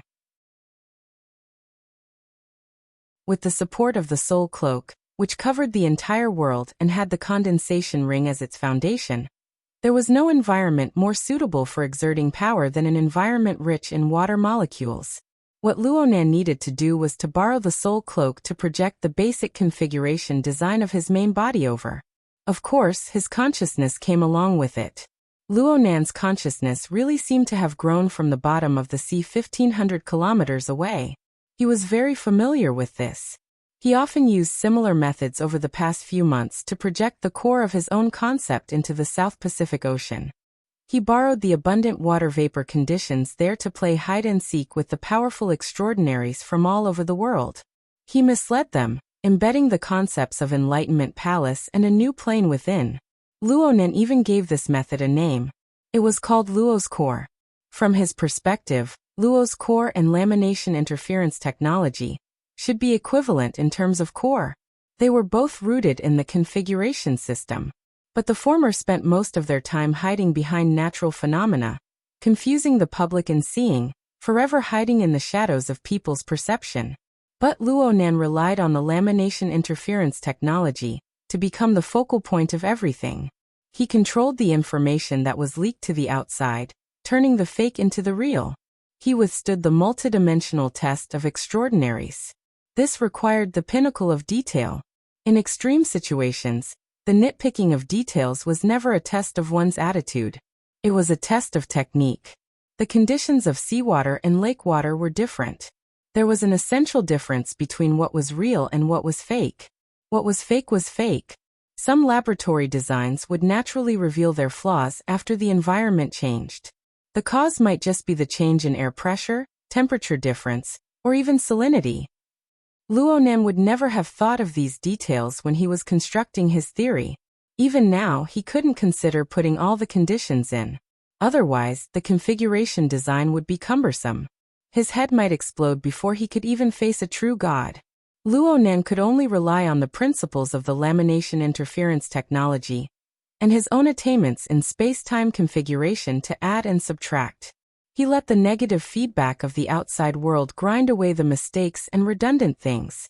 He was currently the redundancy between heaven and earth. But in order to achieve this high-level redundancy, he needed to abandon the low-level design. He needed to grasp the elements that were more in line with the essence. He needed an existence that was infinitely close to reality to be placed there. He needed to obtain the natural feedback of heaven and earth. This was a process of constant grinding and adjustment. It was to the point where Luonen ignored the passage of time in the outside world. He ignored the concrete changes until the sunlight pierced through the seawater and illuminated the gloomy world. Ah, I've been discovered. Was it that kind of discovery?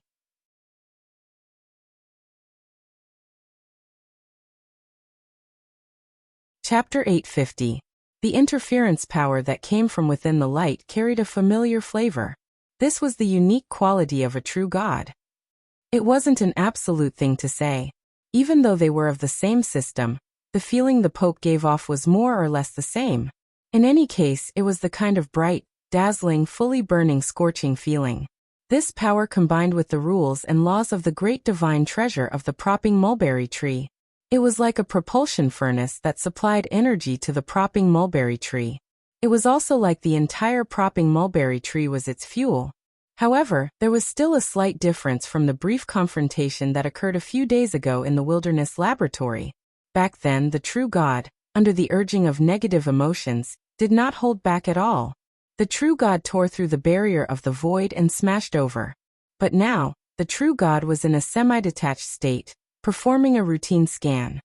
He had accidentally caught the true God pausing for an instant before the true God exerted its power a second time. This tiny disconnect was far too obvious and slow on Luonan's current level. He even had the time to adjust a set of configuration details in response to the sudden change in environment. Only then did he stir, allowing the projected spacetime bubble. No, it should be said that the game character he had just created, to log in and go online. No matter how tedious, tense, and precise the preparatory work he had done before logging in, no matter how much energy he had consumed, Luonan's mood was strangely calm when he truly arrived at the moment of verification. Against the light that illuminated the surrounding seabed, Luonan came into contact with the true God's pressure that penetrated through space. He had a rough idea of what was going on. A slight distortion occurred in the structure of the seawater 100 meters deep. A high-frequency vibration existed on the mental plane, destroying the existing environment. It also forced the surrounding living beings to break away from their original rhythm and expose themselves. The true God's methods could not be said to be wrong. In fact, they were quite brilliant. The underwater life forms in the surrounding area were like a sieve. They were screened out as long as they had the slightest bit of suspicion. Immediately after, a scorching mental attack, like an electric net, came down with a buzz. In 3 to 5 seconds, the lives of over a dozen species, whether they were mutants or ordinary sea creatures, were forcefully stripped away. But at this time, the new character, who had just logged in, followed the tiny arc of the distorted spacetime structure. It smoothly shuttled back and forth. It was as if the character was sliding on a guideway. Even though there was still a slight dissonance when the gears were engaged and switched, it added a proper texture. On this trajectory, the mental attacks that could have been fatal were like brilliant fireworks. They seemed to explode at a low altitude, like stars falling like rain, but in reality, they did not hit the ground at all. An error in judgment.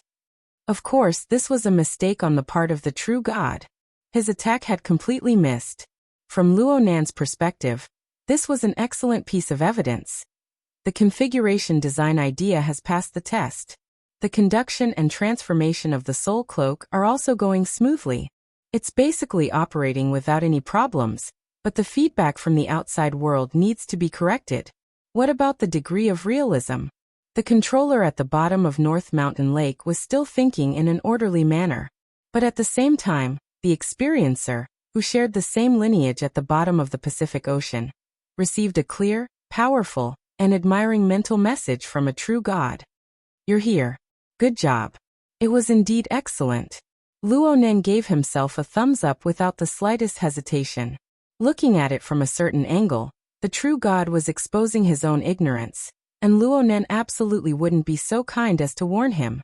Luonan didn't receive a response, but the true God's transmitted mental message clearly contained impatience. There wasn't the slightest bit of hesitation within it. The soul cloak that completely covered Luonan transmitted back feedback.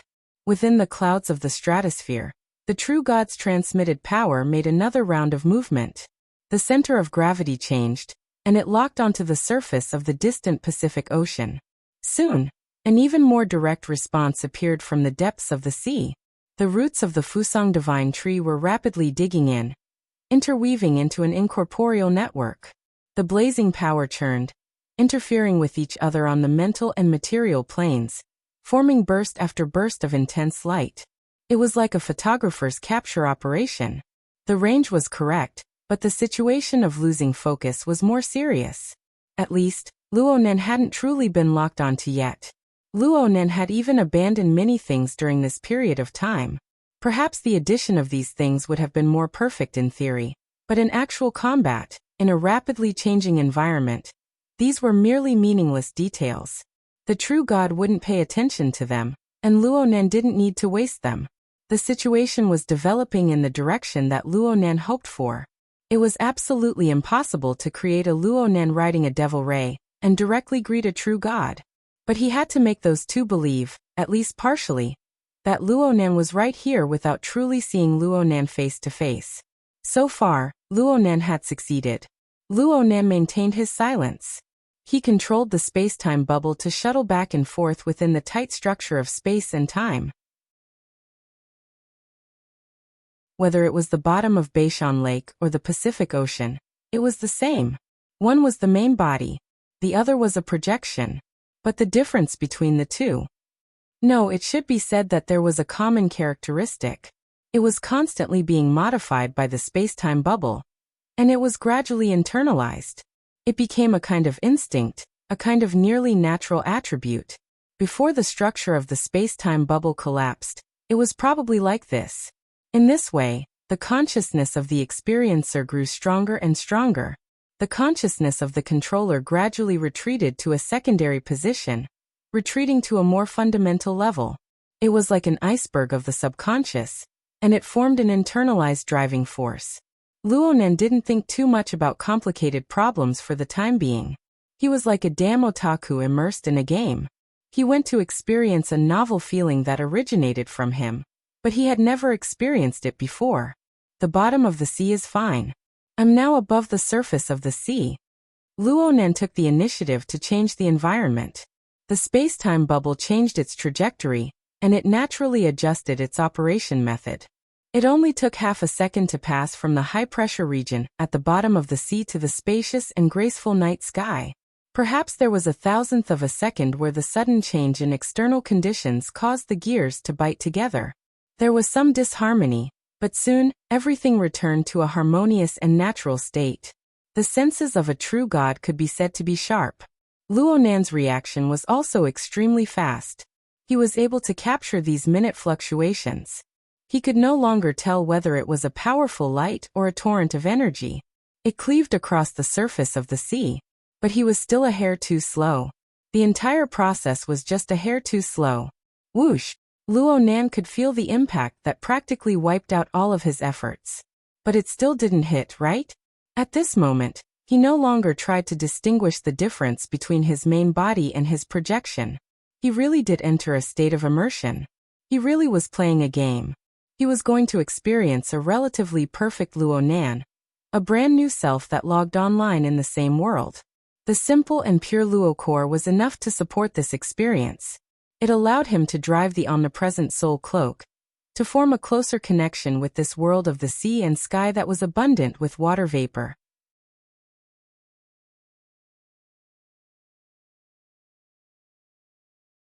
Chapter 851.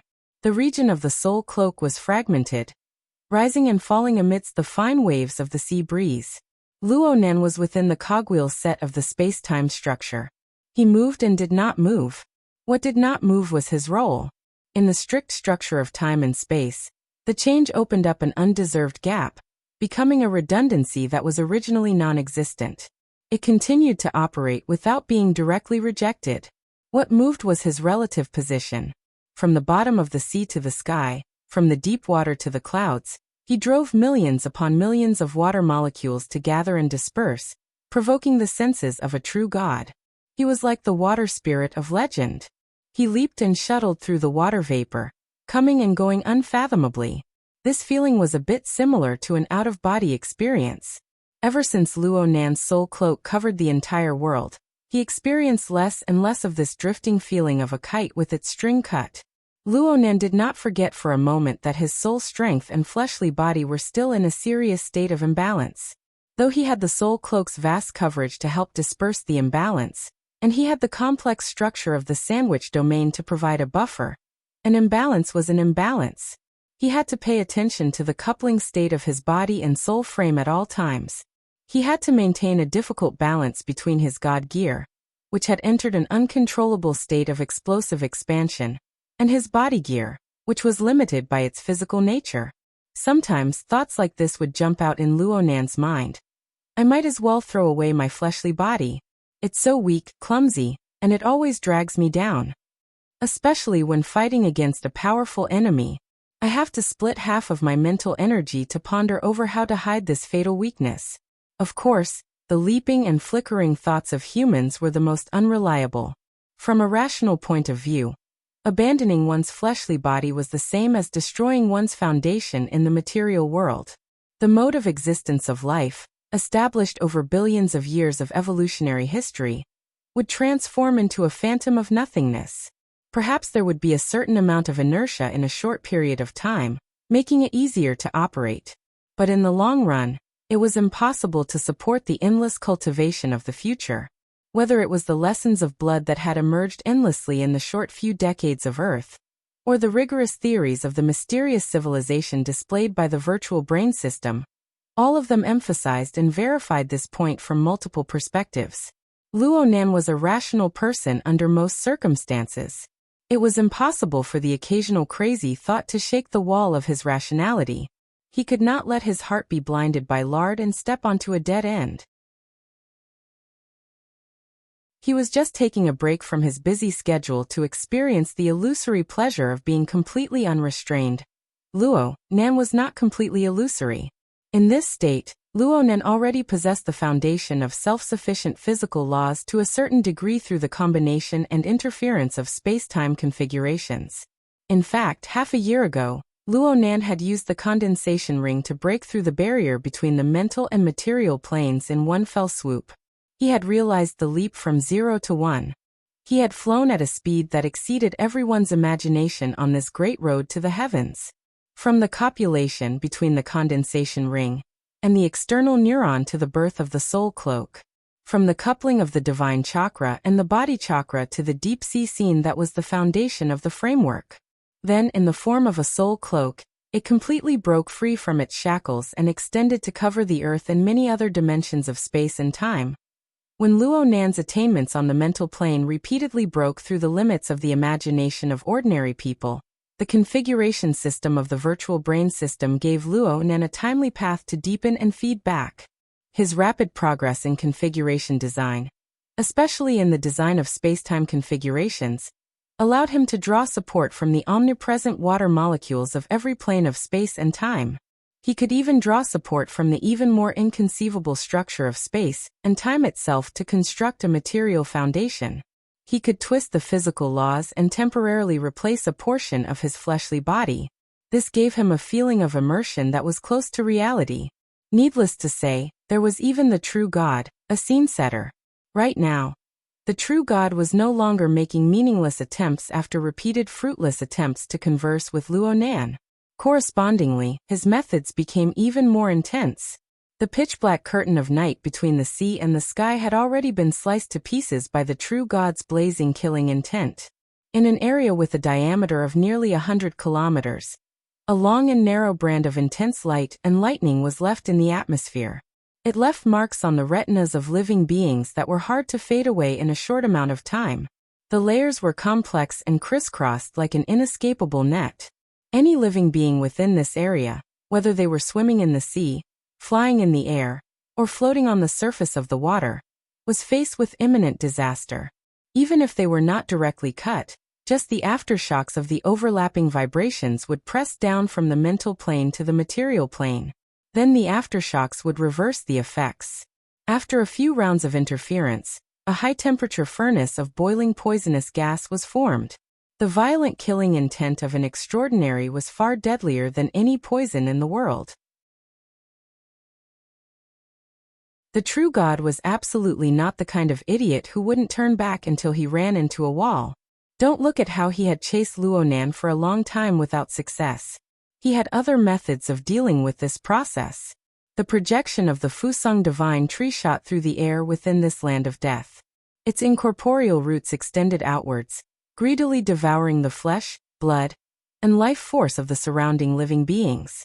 It borrowed the nourishment of the boiling emotions between life and death to gradually turn from a projection of nothingness into reality.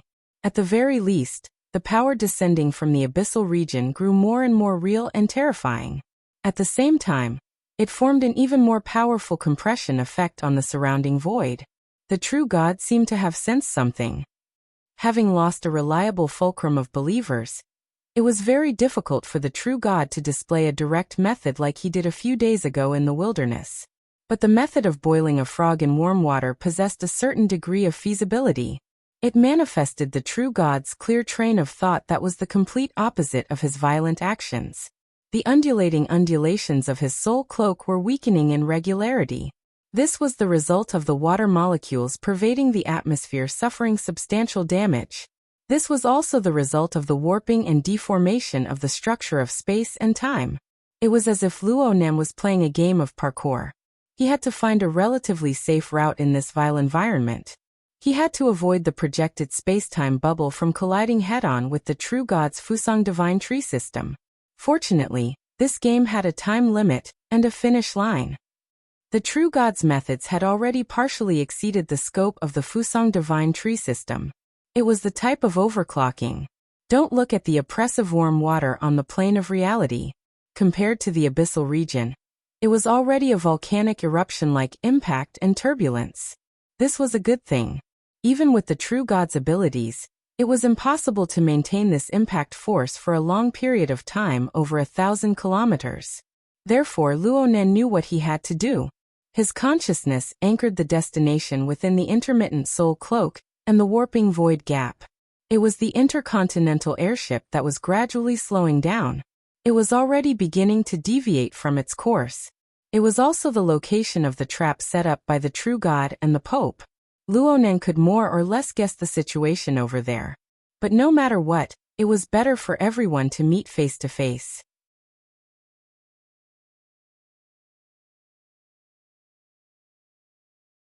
Chapter 852. Ladies and gentlemen, this is the captain of this flight.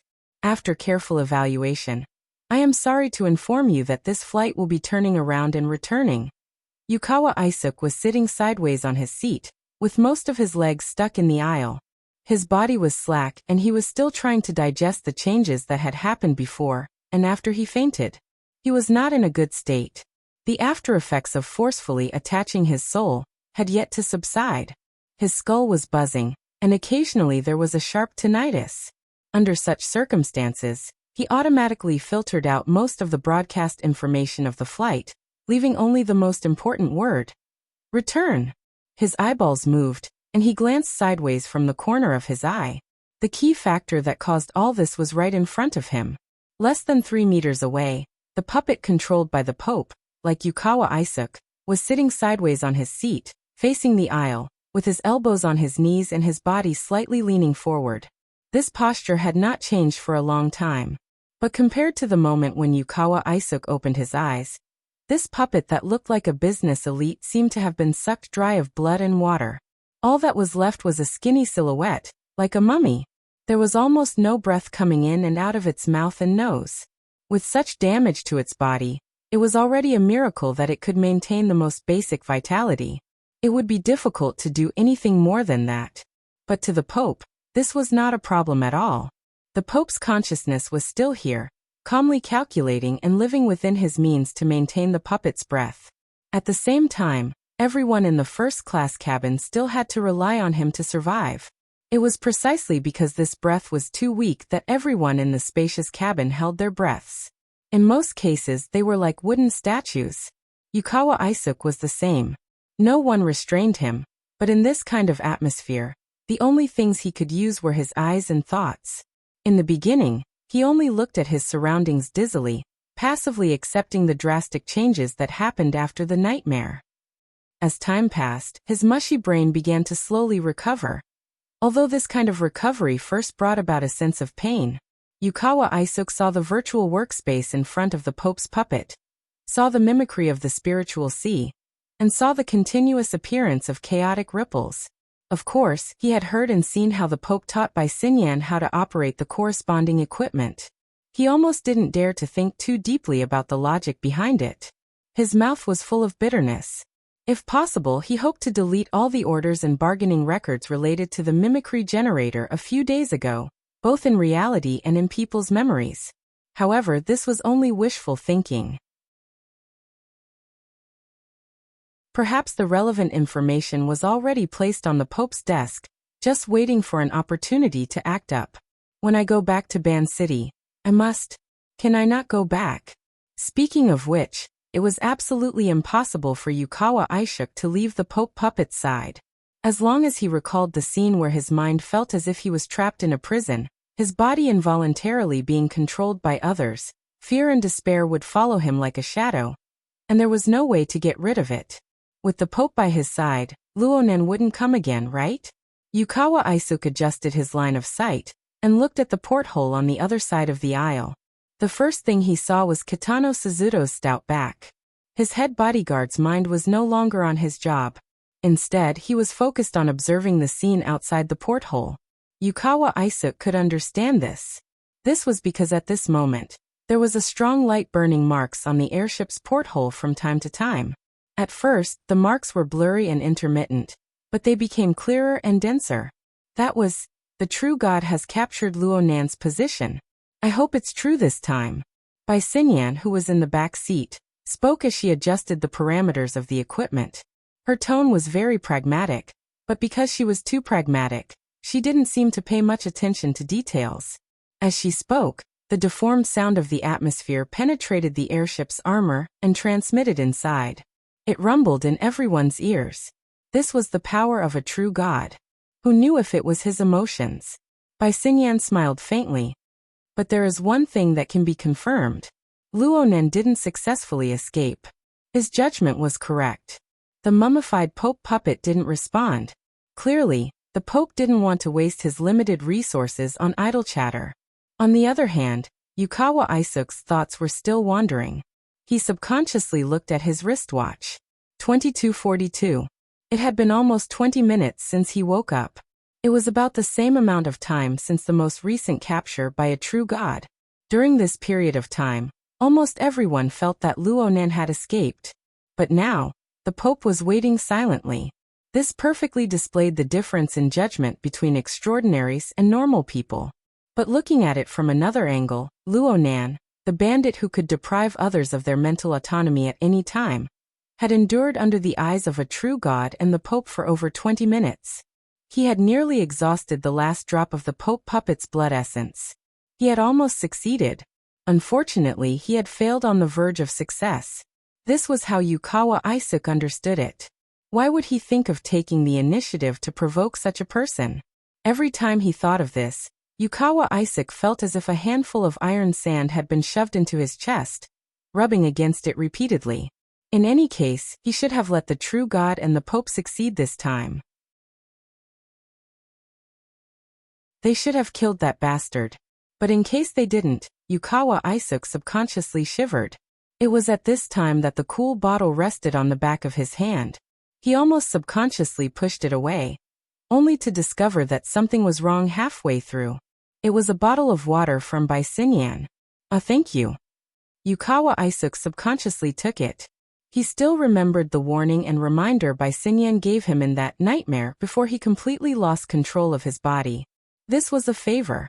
But correspondingly, there were still some doubts in his heart that had yet to be cleared up. Just from today's incident alone, did he really provoke that uninvited bandit? He did offend Luonan quite badly. Taking the airship far away from Ban City really gave Luonan the opportunity to make a move. But there was a faintly discernible sense of dislocation. What was going on? Yukawa Isuk shook his wrist, causing the bottle of mineral water to shake as well. It made a hua-hua sound. Perhaps he should do more research. For example, he should give Ban City a call. Most of the time he was driven by his instincts. He did whatever he thought of. For a moment, he forgot about the situation in front of him. He found the communication number of his subordinate, Takamoto Shigeru, and was about to make a call. "What can you see like this? You might as well drink it quickly." Bai Xinyan's voice interrupted at this time, disrupting Yukawa Isuk's plan. Huh. Yukawa Isuk was a bit stupefied. Why did her words not connect? Did she miss something in the middle? That was indeed the case. At this time, Kitano Tsukito, who had been observing the scene outside the porthole, had already turned around.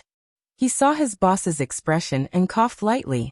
Miss Bai is talking about the problem of Luo Nan's extraordinary power acting as a medium. Luo Nan is an expert in manipulating water. Kitano Tsukito was giving a reminder.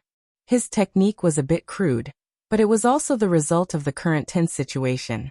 It was hard for people to care about meaningless etiquette and face. They were straightforward, with few decorations. Yukawa Isuk didn't quite understand, but he didn't bother to hide it. So, he is one of the few people in the world with the most profound attainments in the condensation ring. Perhaps he is second only to Her Majesty Empress Wu. The condensation ring is currently the most efficient configuration technology, known to probe into the water molecule level. Bai Xinyan pointed at the mimicry image of the mental sea. She also pointed at the corner of the image. She made some notes based on the changes in the image. Right now we can basically confirm that every time he appears, the water molecules in the atmosphere are abnormally active. The bubbles in the bottle of water were quite obvious just now.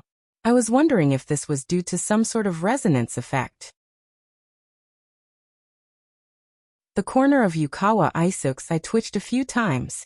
The bottle of water in his hand suddenly turned into a red-hot soldering iron, sticking to the flesh of his palm.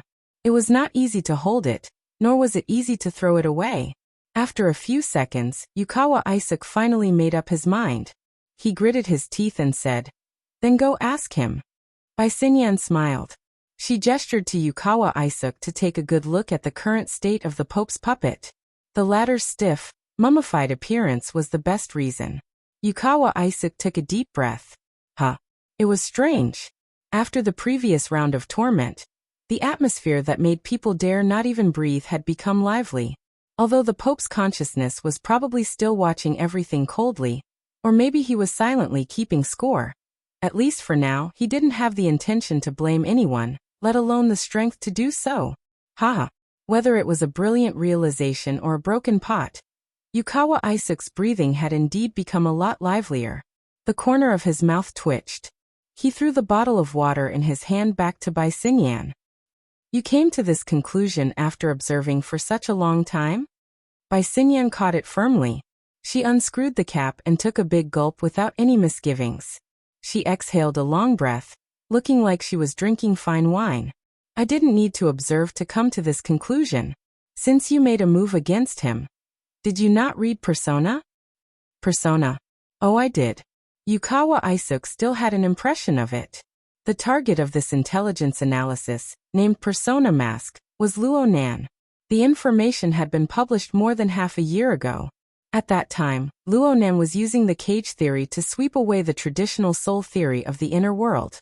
It was quite popular for a time, but the analysis itself was a bit secretive. The follow-up was not followed up in time, so it slowly lost its popularity.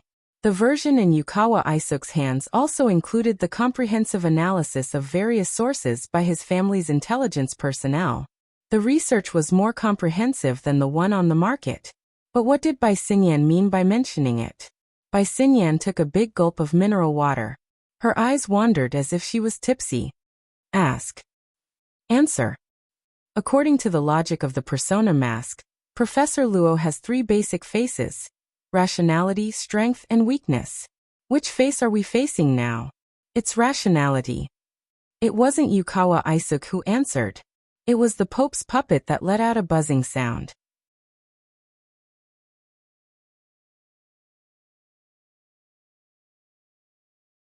Chapter 853.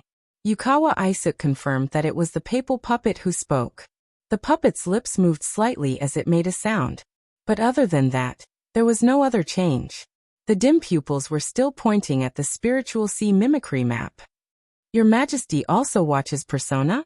On the other side, Bai Xingyan quickly changed the topic of conversation. Her reaction was lively and quick, a stark contrast from the honest operator a few minutes ago.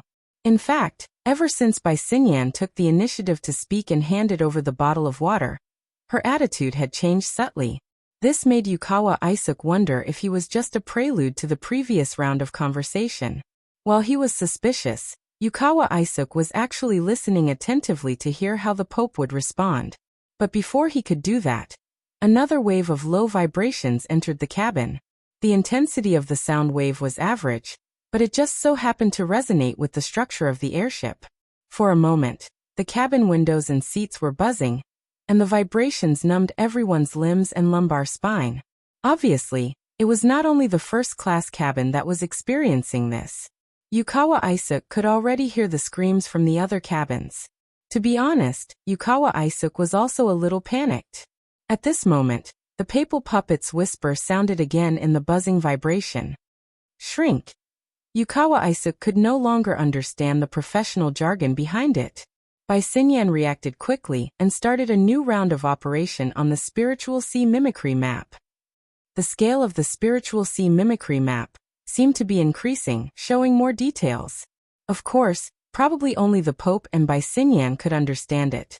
What Yukawa Isuk saw was a simple electrocardiogram on the interface, sometimes on the left, sometimes on the right, moving up and down. But forgive his poor eyesight, even if the details in some areas had increased, there was no obvious change on the whole.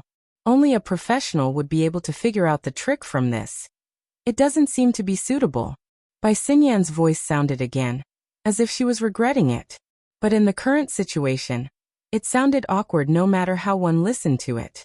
The papal puppet did not make any obvious movements. Beneath its half-closed eyelids, it still vaguely gazed at the mimicry image of the spiritual sea. Just when everyone thought that this scene would continue, a low, mosquito-like voice rang out. What do you think? It's just not very suitable. The Pope puppet did not waste any more energy to speak, only glancing over with its gloomy and lightless eyes. His cold gaze got rid of the casual air that had just appeared in Bai Xingyan's body. She instinctively bowed, and the smile on her lips became much more restrained. Please forgive me, Your Highness. I didn't speak clearly. Actually, it was Your Highness who helped me to roughly understand the design of the mimicry image of the spiritual sea. That's how I came up with this idea. If there's anything I don't understand, I hope Your Highness can enlighten me. After talking for a while, Bai Xingyan went straight to the point. The parameters set up by Your Majesty are based on the airship tourists. It's the structure of the spiritual sea built by the airship tourists. This structure was more in line with the main background from last time in Ban City. The results that appeared were more comparable. But the problem was that His Majesty and the Lord True God had descended. Junior Luo Nan didn't dare to linger. He fled far away, and only played around in the periphery. The structure built by the hundreds of passengers on the yacht was clearly insufficient in terms of coverage. Therefore, I boldly guessed that Your Highness should take the initiative to graft this layer of structure with the power projected by the Lord True God. He forcefully spread it out and expanded its coverage, allowing Luo Nan's methods to leave traces on it as much as possible. The Pope puppet did not have any obvious reaction to Bai Xingyan's narration. Next to her, Yukawa Isuk listened very seriously. Of course, he didn't quite understand, but his imagination was pretty good. The scene of the Pope spreading out a thick pancake and sending it to the true God's hands to spin in circles or cast a net to catch fish appeared in his mind. That was probably what it meant. The Pope didn't object. That meant he acknowledged it. Wait a minute. Weren't Yukawa Isuk and the others also passengers on the airship? In other words, they were also part of the ingredients for this pancake? Bai Xingyan seemed to have heard his thoughts as he let his imagination run wild. She tilted her head and smiled. Yes. The distance between us and Professor Luo is much closer than we imagined. It's like an oil slick on the surface of the water, or a fly sticker. Yukawa Isuk's expression was a bit stiff. He turned to look at his head bodyguard. Kitano Sakuto stood upright like a wooden stake. Yukawa Aishuk could get his answer from this guy's reaction. The problem right now is that Luonan's methods are a bit unreasonable. It's beyond my expectations. The Pope puppet's cracked and bloodless lips opened and closed slightly. Its voice was weak and vague, but its meaning was clear. He can hide, and he can counterattack. The voice stopped for a few seconds. It seemed as if it was unwilling to mention it. It seemed as if it was pondering over its words. But in the end, it still determined Luonan's behavior. It's very pure. Bai Xinyan didn't seem to understand. She asked, "What do you mean by pure?" The papal puppet wanted to continue speaking, but what flowed from its mouth this time was dark red froth of blood. Bai Xinyan let out an ah. She still spoke in a regretful tone. "This body has finally reached its limit. Your Majesty, is there any other way to persevere?" As soon as these words left her mouth, Bai Xinyan immediately received a dozen gazes from all around her, especially the bodyguards who were trying their best to hide in the shadows. They looked like they were about to collapse. The problem was that their wills were never taken into consideration. That included Bai Xinyan. In the next second, an indescribable shadow filled the eyes of everyone in the first-class cabin. Yukawa Aishuk felt as if he had taken a step into the shade of the branches and leaves under the sun. To be more precise, he himself was part of the shade. He faced the blazing sun while weaving the shadows. Everyone in the first-class cabin was probably doing this. This shade was not meant for them to enjoy. The Pope puppet was completely motionless. Having used up its last drop of blood essence, it had completely turned into a dried corpse. Meanwhile, the Pope's will, which had borrowed the existence of its corpse, conveniently entered the tree's shade. Using an exquisite guiding power, it intersected the branches and leaves in all directions, ultimately forming a tree nest that was the structure of a spiritual vessel. A wonderful feedback came. Yukawa Aishuk suddenly realized that he had a bit of the ability to communicate in the mental realm. This ability was undoubtedly given to him by the Pope. It was also decided by his current state. In the end, the Pope switched to the mode of mental projection. This time, there was no one to act as a power bank. It was probably because the same method was not suitable for a third time. He could only settle for the next best thing. Thus everyone present, including Yukawa Aishuk, became the framework of the so-called tree nest. As for what the tree nest was, not many people understood. It was because it was a construct on the mental plane.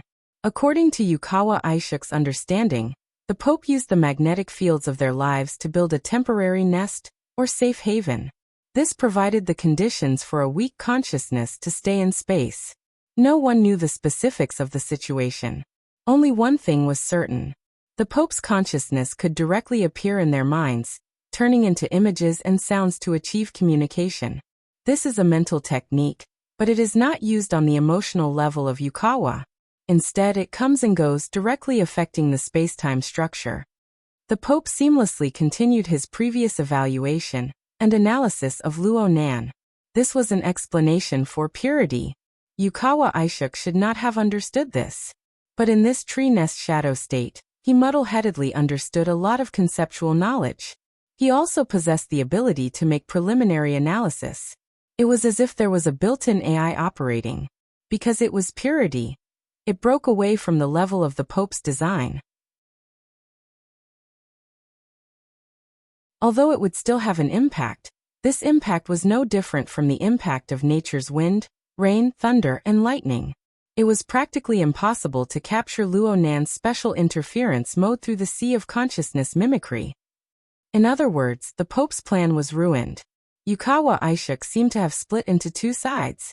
One side had the normal thoughts of a mortal, and the other floated on the supernatural plane. He did not even have the time to fear before he was pushed forward by the surging pressure of information. He could only do his best to adapt to his current state. The Pope was still communicating with Bai Xinyan. It's still useful. At least we know the upper limit of Luonan's level. He's much stronger than expected. And we also know that Luonan's forte is not in making a fuss over people's emotions. Instead, he bypassed the path of controlling other people's fates and entered the domain of pure configuration design. especially space-time configurations. It still related to the situation in Ban City. Without the restrictions of the material plane, the Pope was a lot more talkative. And it was the exquisiteness of his words that made Yukawa Aishik think. I wonder how Luo Nan feels when he's being studied by an extraordinary? Amidst his thoughts, Yukawa Aishik suddenly felt that the sunlight behind him had suddenly become extremely hot. At the same time, his fleshly body also captured a new wave of lightning and thunder. This made him understand. Becoming a tree nest, embedding itself into the mental framework, meant that it was closer to the battlefield? In a trance, a part of Yukawa Aishik's consciousness was thrown into the depths of the hazy void. He touched upon the ever-changing battlefield of the true God and Luo Nan. Even though his brain was now implanted with the AI, he was still unable to experience the exquisite details. He could only feel some vague, symbolic feelings. Luo Nan really did seem to be embedded in the depths of the void. It was like the hidden chain lock of a precision machine. When it twisted and turned, there would be some deformation inside. But on the outside, it was always in a stable and smooth state. It satisfied the psychological instinct of people to pursue order. Not only did it conform to people's psychology, but it also conformed to the laws and principles of the world.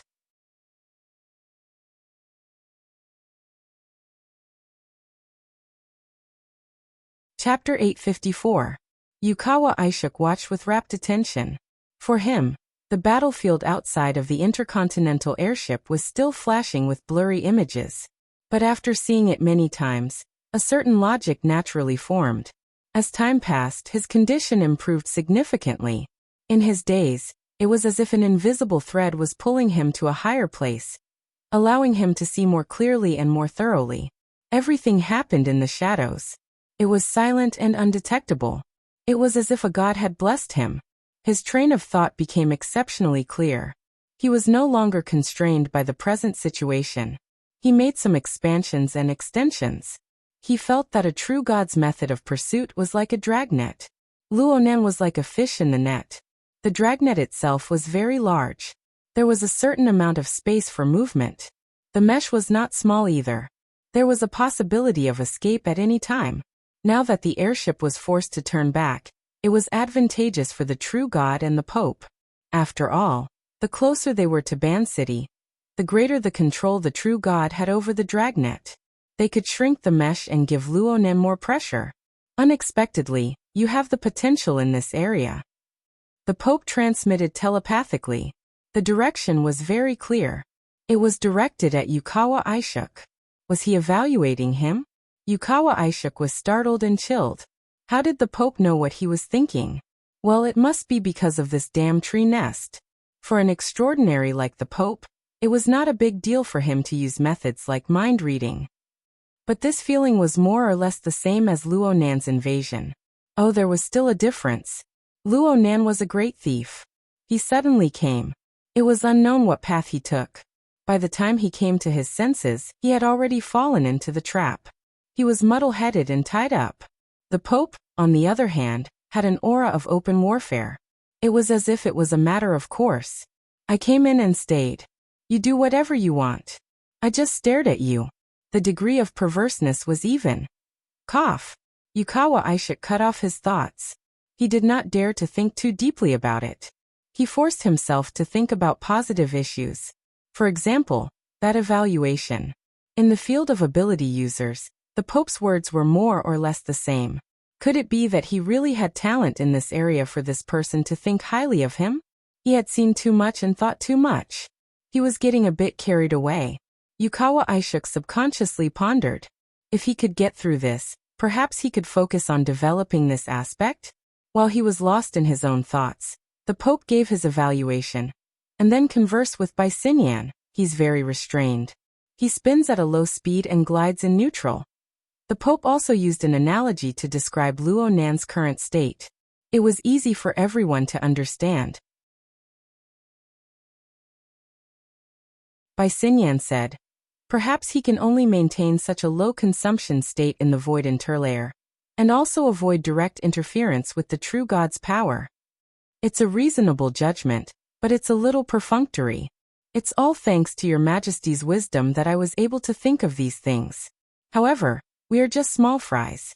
It's fine for a short period of time, but if we continue to act as the carrier of the tree nest and bear the pressure of Swanee's calculations, I'm afraid we'll soon be unable to do as we wish. So far so good. The Pope's reply was so cold that it made people's hearts sink. However, no one dared to contradict her. Bai Xinyan's actions were already extremely out of line. Yukawa Aishin's heart was stupefied. So that's how it is. But that's the only logical explanation. Who in this world was born with knowledge? Even if there was such a thing, it would most likely belong to the young man outside the airship who had dealings with the true God and the Pope. The pain came from the comparison. The clearer his heart was, the more bitter the comparison was. At this moment, Yukawa Aishin felt as if there was a poisonous spider crawling in his heart. Its limbs scratched the tip of his heart, and there was a web of silk entanglement. There were no external injuries, but he always felt as if poison was slowly seeping in. It was extremely stifling.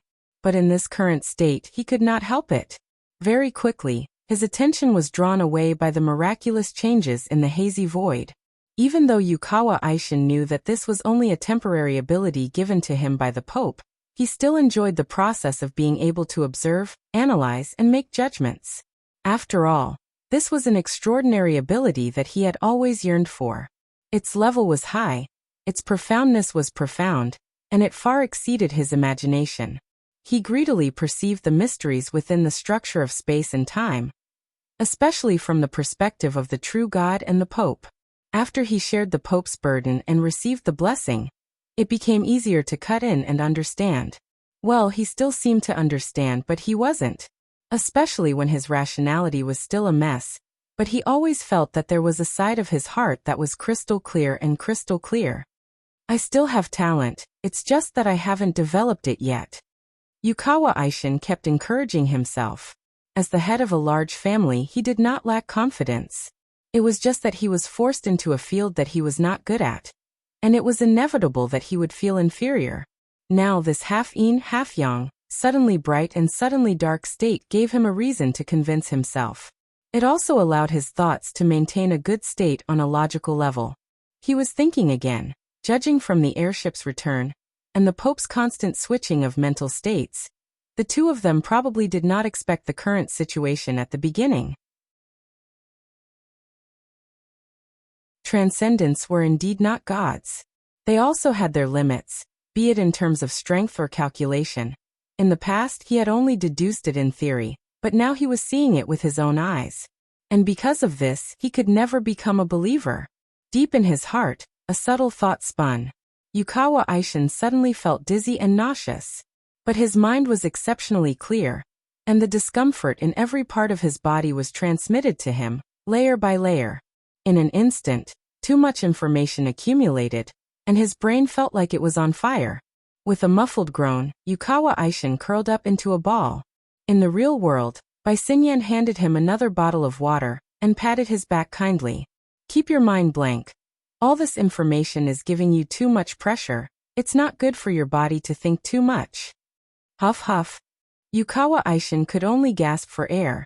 How could he have the strength to respond? You still need to work on your foundation. The Pope's consciousness came again, like a chilly wind blowing into the depths of his mind. It's rare to have such talent. Go back to Osaka and train in the Amaterasu Heavenly Court for a while. Yukawa Aishin's mind was confused, and his heart was filled with joy, worry, and fear. For a moment he did not know how to respond. In fact, he felt that even if he did not say it, the Pope should be able to dig out these emotions from the bottom of his heart. What he needed was just a superficial statement. Just as he started, the shadow of the tree nest suddenly shook. No, it should be a sudden impact on the physical plane, enveloping everyone and every plane. Everything happened so suddenly that Yukawa Aishin didn't know what angle he should observe from.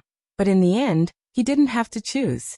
Because at this moment, whether it was on the spiritual plane that the Pope was guiding or on the physical plane that his mortal body could perceive, there was a sudden rush of water vapor, and a sudden coolness. Bai Xinyan made a footnote for this phenomenon. Finally we hit it. You're tuning in to the Echoes of the Heart YouTube channel. Don't forget to subscribe and join us on this journey to catch the most captivating stories.